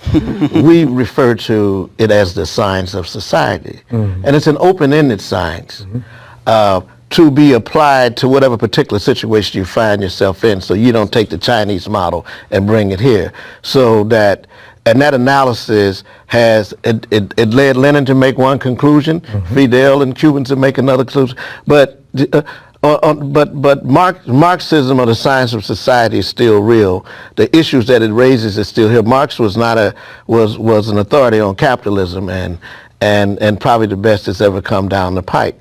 The other thing is the character of work has changed. And when you talk about infrastructure, it's not just roads and what have you, but the entire infrastructure of the black community has been torn down. And we have to address that. And what we find, these issues about black businesses, petty compradorianism, what we used to call it, it's not anything new. With blacks are going, you know, the Jews came here and they were selling pencils, and so we had cats walking around in white sheets selling pencils and incense and what have you. See where that gets you. We have to really deal with the fact that the character of work has changed, and the character of the black community has changed. I mean, my father and his family, they were construction workers and steel workers. I worked my way through college as a post office worker. But my daughters, I have 5, they don't know anything about any of that. Their work, one's a flight attendant, another one works for a nonprofit, another one's a dancer and what have you. So notions of work as I knew it, getting up and going to work, you know, that doesn't exist anymore. So we have to deal with the actual concrete situation that the black community is in, and there are notions of class. That's a whole new generation of class, of Negroes who went to college, benefited, and I mean, I talk to them all the time. They got a whole notion of class, which is real. It's anti-black, it's anti-working class. So I think, one, we have to look at how the character work has changed. The black community, there's really no such thing as a black middle class anymore. There's still some people who make that kind of money. The fact of it is our entire community has been marginalized, and those people who think they're in another kind of class are really deluding themselves. I really question the critique about there not being a class analysis in this movement. And I heard Alicia Garza from Black Lives Matter speak at a Black Workers for Justice event in North Carolina. And I mean, she openly had an anti-capitalist line. And I think when you kind of look through some of the things on their website, it has an anti-capitalist framework.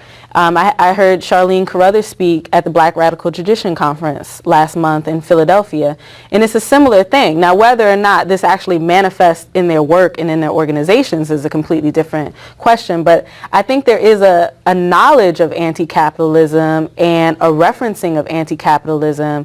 And so, yeah, I'm just curious to hear other people's thoughts on that.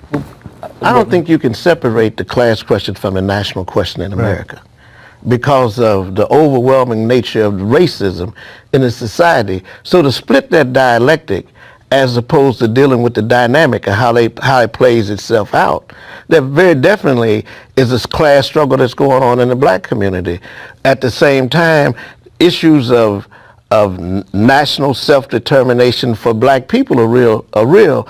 And so separating those, talking about class and race as opposed to dealing with how they are independent upon each other, and how in this country you can't really get to the class question unless you go through the national question. That was sort of that was actually response to the question I was going to get at, just to get us just to start to wrap up here. That is our intent here to focus on the issue of class somehow, or could it be perceived, or will it be perceived by some as a critique on identity-based struggle, or Black Lives Matter struggle, or the struggle of particular other nationalized communities within the United States and elsewhere?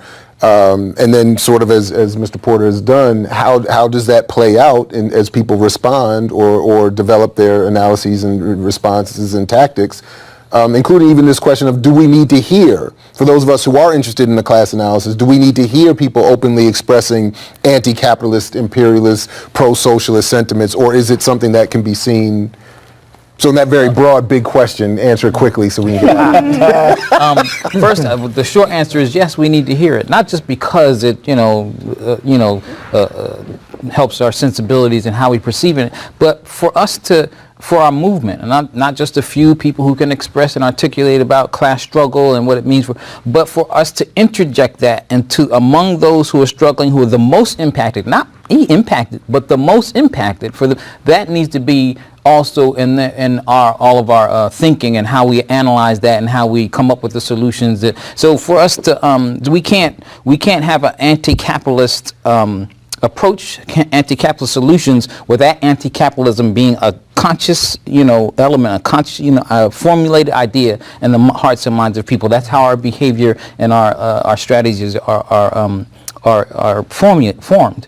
And so, I have to say yes in that short answer. I wanted to say the most impacted because, and just to talk about our new organization, the most impacted PACA, we try to, organize in the community. We're seeing mostly, when it comes to medium, I guess we shouldn't depend on what we see in high-profile things, people doing protests, people doing more mobilization, not so much organization. Mm-hmm. And so we have to be able, if we agree with, like you mentioned, popular education, if we also want to introduce the concept of participatory, forums and decision-making, we got to be in our communities where people are really, hit by this thing more than we are. We just be able to sit here right now and drive from D.C. and gives us a privilege that a lot of people just don't even have. They don't come out that block. How do we get the the people that's on the corner that say, how there's some genius there too. And if not genius, there's at least some type of mindset, some mentality we should be engaging in and trying to affect so that everyone is participating in the solutions. Yeah, just on the point of class, looking at Ferguson and this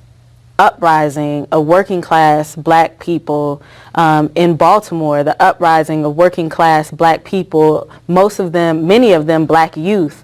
I think where are those folks now in terms of the organizations that have emerged out of this moment? Where are they in the conversation? And so I think that there are major issues around class that we need to think through and discuss within our own organizations, especially, I mean, I was in the streets in D.C. after Darren Wilson didn't get indicted. It was 4,000 people out there. But where are they now? And what does that say about the way that we organize if we weren't able to kind of maintain connections with folks, and how can we do that better? So I think that there are many questions to be asked around class, and even if we are able to articulate a strong class analysis, I think it can't just be us saying it, but we have to see it in our organizations. It has to be reflected in our membership. It has to manifest itself in the character of your work. I mean, you know, if I'm catching hell, I know I'm catching hell.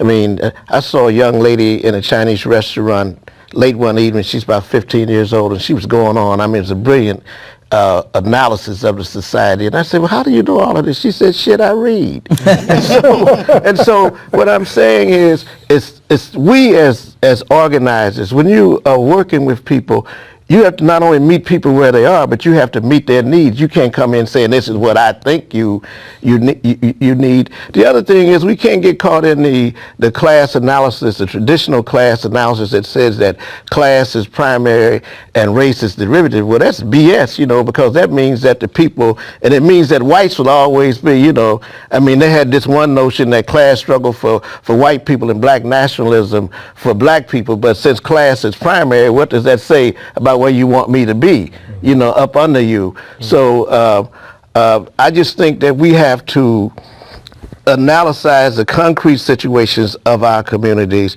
and how they've changed and how we deal with these changing dynamics, because it's not going to be the working class that we used to know. And I mean, there's a lot I could say about organizing, but we have to, I mean, a lot of times we have brilliant ideas, but we can't get the people to understand them because we don't listen. People are saying sometimes exactly what you're saying, but they don't understand what you are saying, you know, because there's elitism among Marxists. You know, their favorite word is correct and incorrect. So let me suggest that we could certainly go on for another several hours.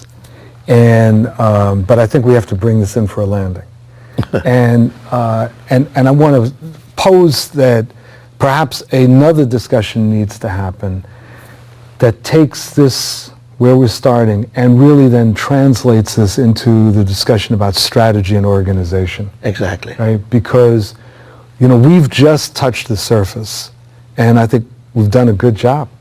You know, but it's like, okay. Then, therefore, as the man said, what is to be done? Mm-hmm. Right? And I want to thank you each for this discussion. It's a very, very important discussion. And again, it's not over. It just happens at this point we have to take a pause. Definitely thanks to all of you for joining us. And thank you for joining us wherever you are. For all involved, again, I'm Jared Ball here in Baltimore saying, as the socialist Fred Hampton used to say, to you we say peace if you're willing to fight for it. So peace, everybody, and we'll catch you in the whirlwind. What I like.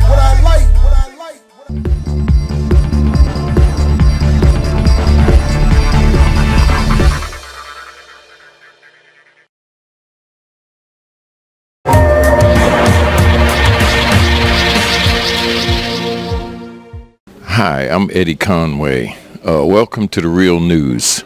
I'm here in Catonsville Community College with a number of students. We're going to watch the Black Panther Party film by Stanley Nelson, and we're going to have a group discussion afterwards.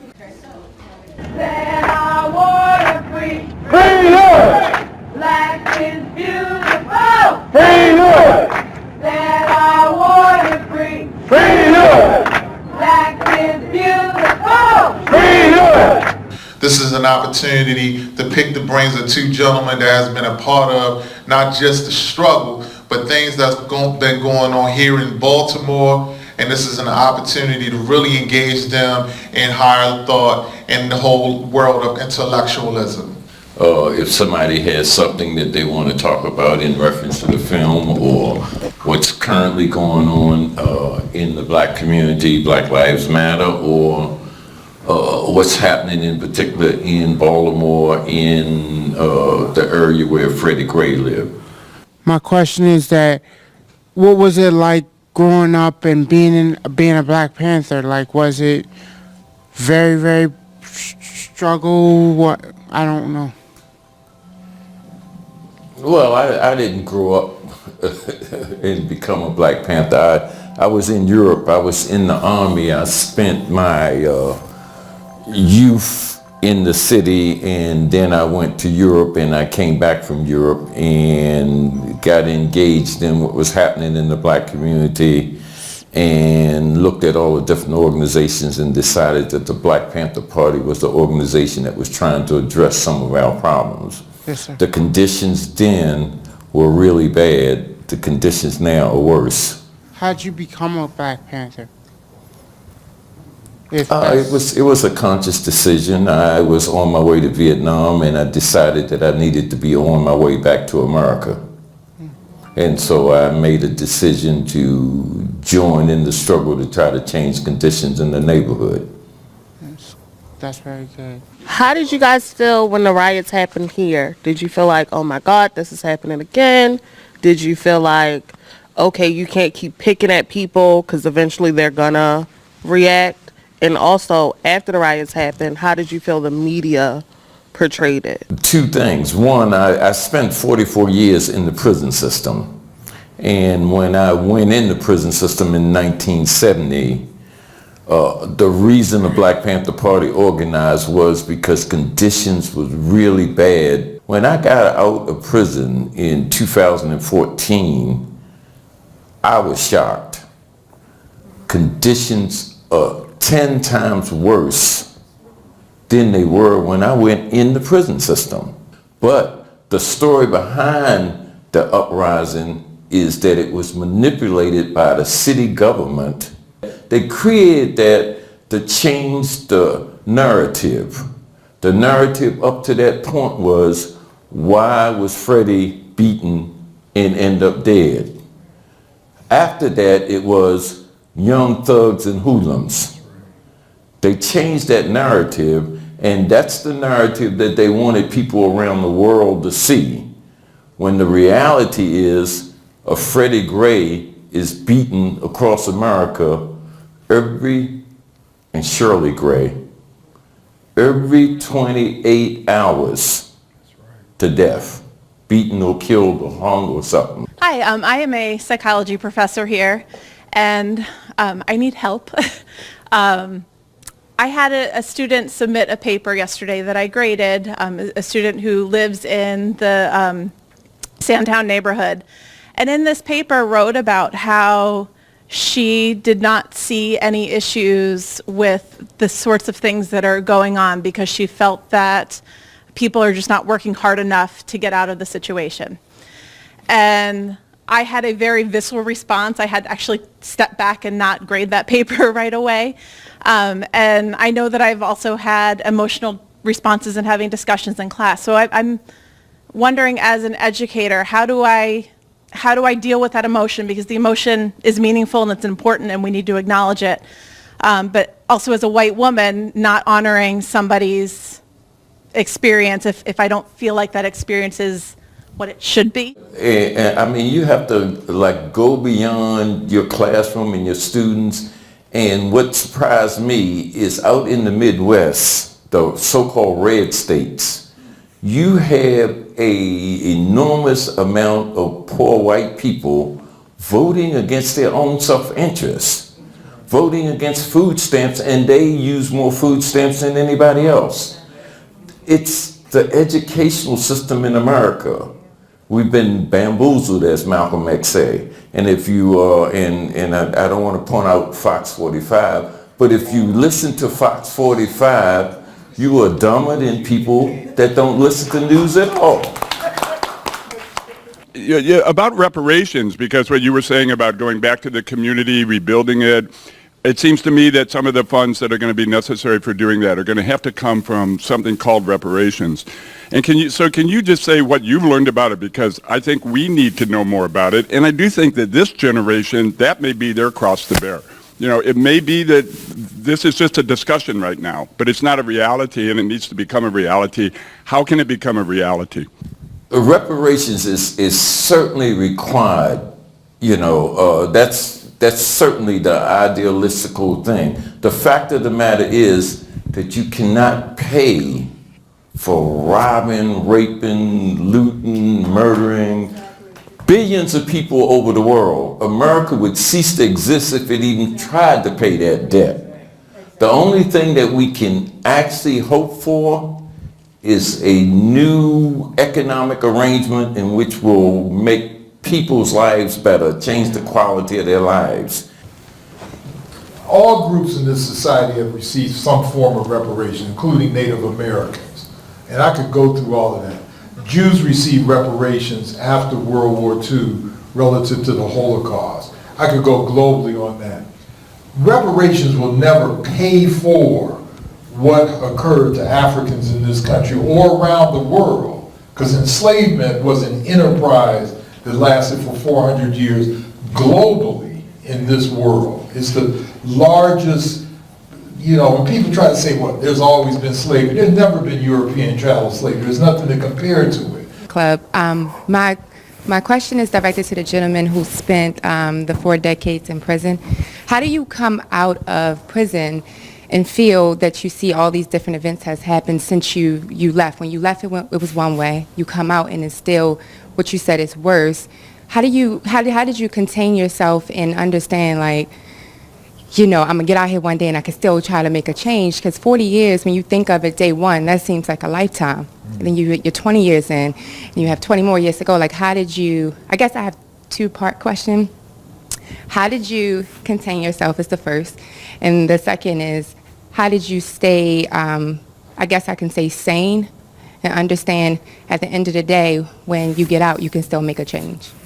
I never stopped doing the work that I was doing when I was outside, when I went inside. From day one to the day I got out, there was no break. There was a continuation of what I was doing, trying to make life better for people, trying to change conditions that I thought was bad. Okay.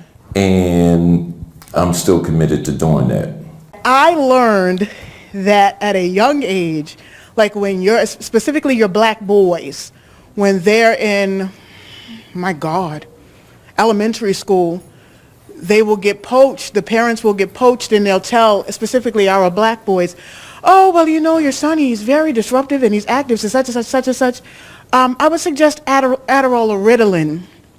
And I had a couple of my male friends that have children, and when the moms put them on Ritalin, they actually, the little bright spirit that you saw in them, the medicine actually numbs that.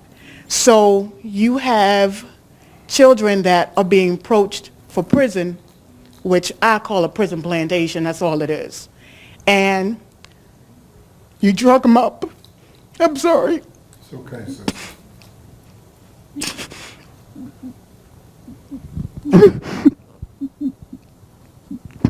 You drag up babies. Then when they get to middle school, they can't perform. Then when they get to high school, they can't perform. So they're ready for prison. So you do have to look at the beginning. Because I asked most of my male friends, how many of you guys got poached for special education? And all of them, like 10 out of 10 said yes. They signed me up for special education. Even a friend told me that they had him in the back of the classroom. So it's a racket. You know, just like welfare replaced a father in the home, a check replaced a dad. So you have to look at the beginning. We start in the middle of the book. We don't want to see any connections between what happened 150 years ago. In fact, we're the only people who are told to forget about the past. And specifically to forget about enslavement, because that is, like Ta-Nehisi Coates said, that is the stain of America that we have never washed clean and don't want to wash it clean. We just want to move on. And I can't take you back to the beginning, but when I was in the 3rd grade, when Malcolm X was in the 3rd grade, we didn't have drugs. We weren't put on drugs. We were put on misinformation. There was no information about us. The classrooms were bad. The books were hand-me-down books from 20, 30 years before. The conditions were so dismal, we could not learn. The learning environment for the 3rd grade then was bad, and I'm talking 60 years ago, right?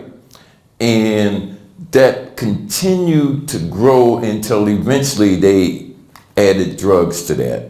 And my question is basically, how do we, because I have 2 little brothers and I have a little sister, and I want both of them to live their dreams. But my question is, how do we as a people, able to provide our little brothers and our sisters and our children with the ability to live their dreams without having to worry about if I want to do it, someone's going to do everything they can make sure I don't live that dream. The first thing is to guide them, to advise them, to protect them, to care for them, but also go out in the larger community and fight for the changes that you think need to happen and communicate with other people about that. Each one teach one. After the Panthers, after the assassination of King, Black America was ready for everything. And bam, 81, crack. 81, I'm talking about 1981, HIV/AIDS. Bam, just like that, disrupted everything. And and see, when you talk about, I always tell people, if you're not a conspiracy theorist, you got to be a coincidence theorist. One of those.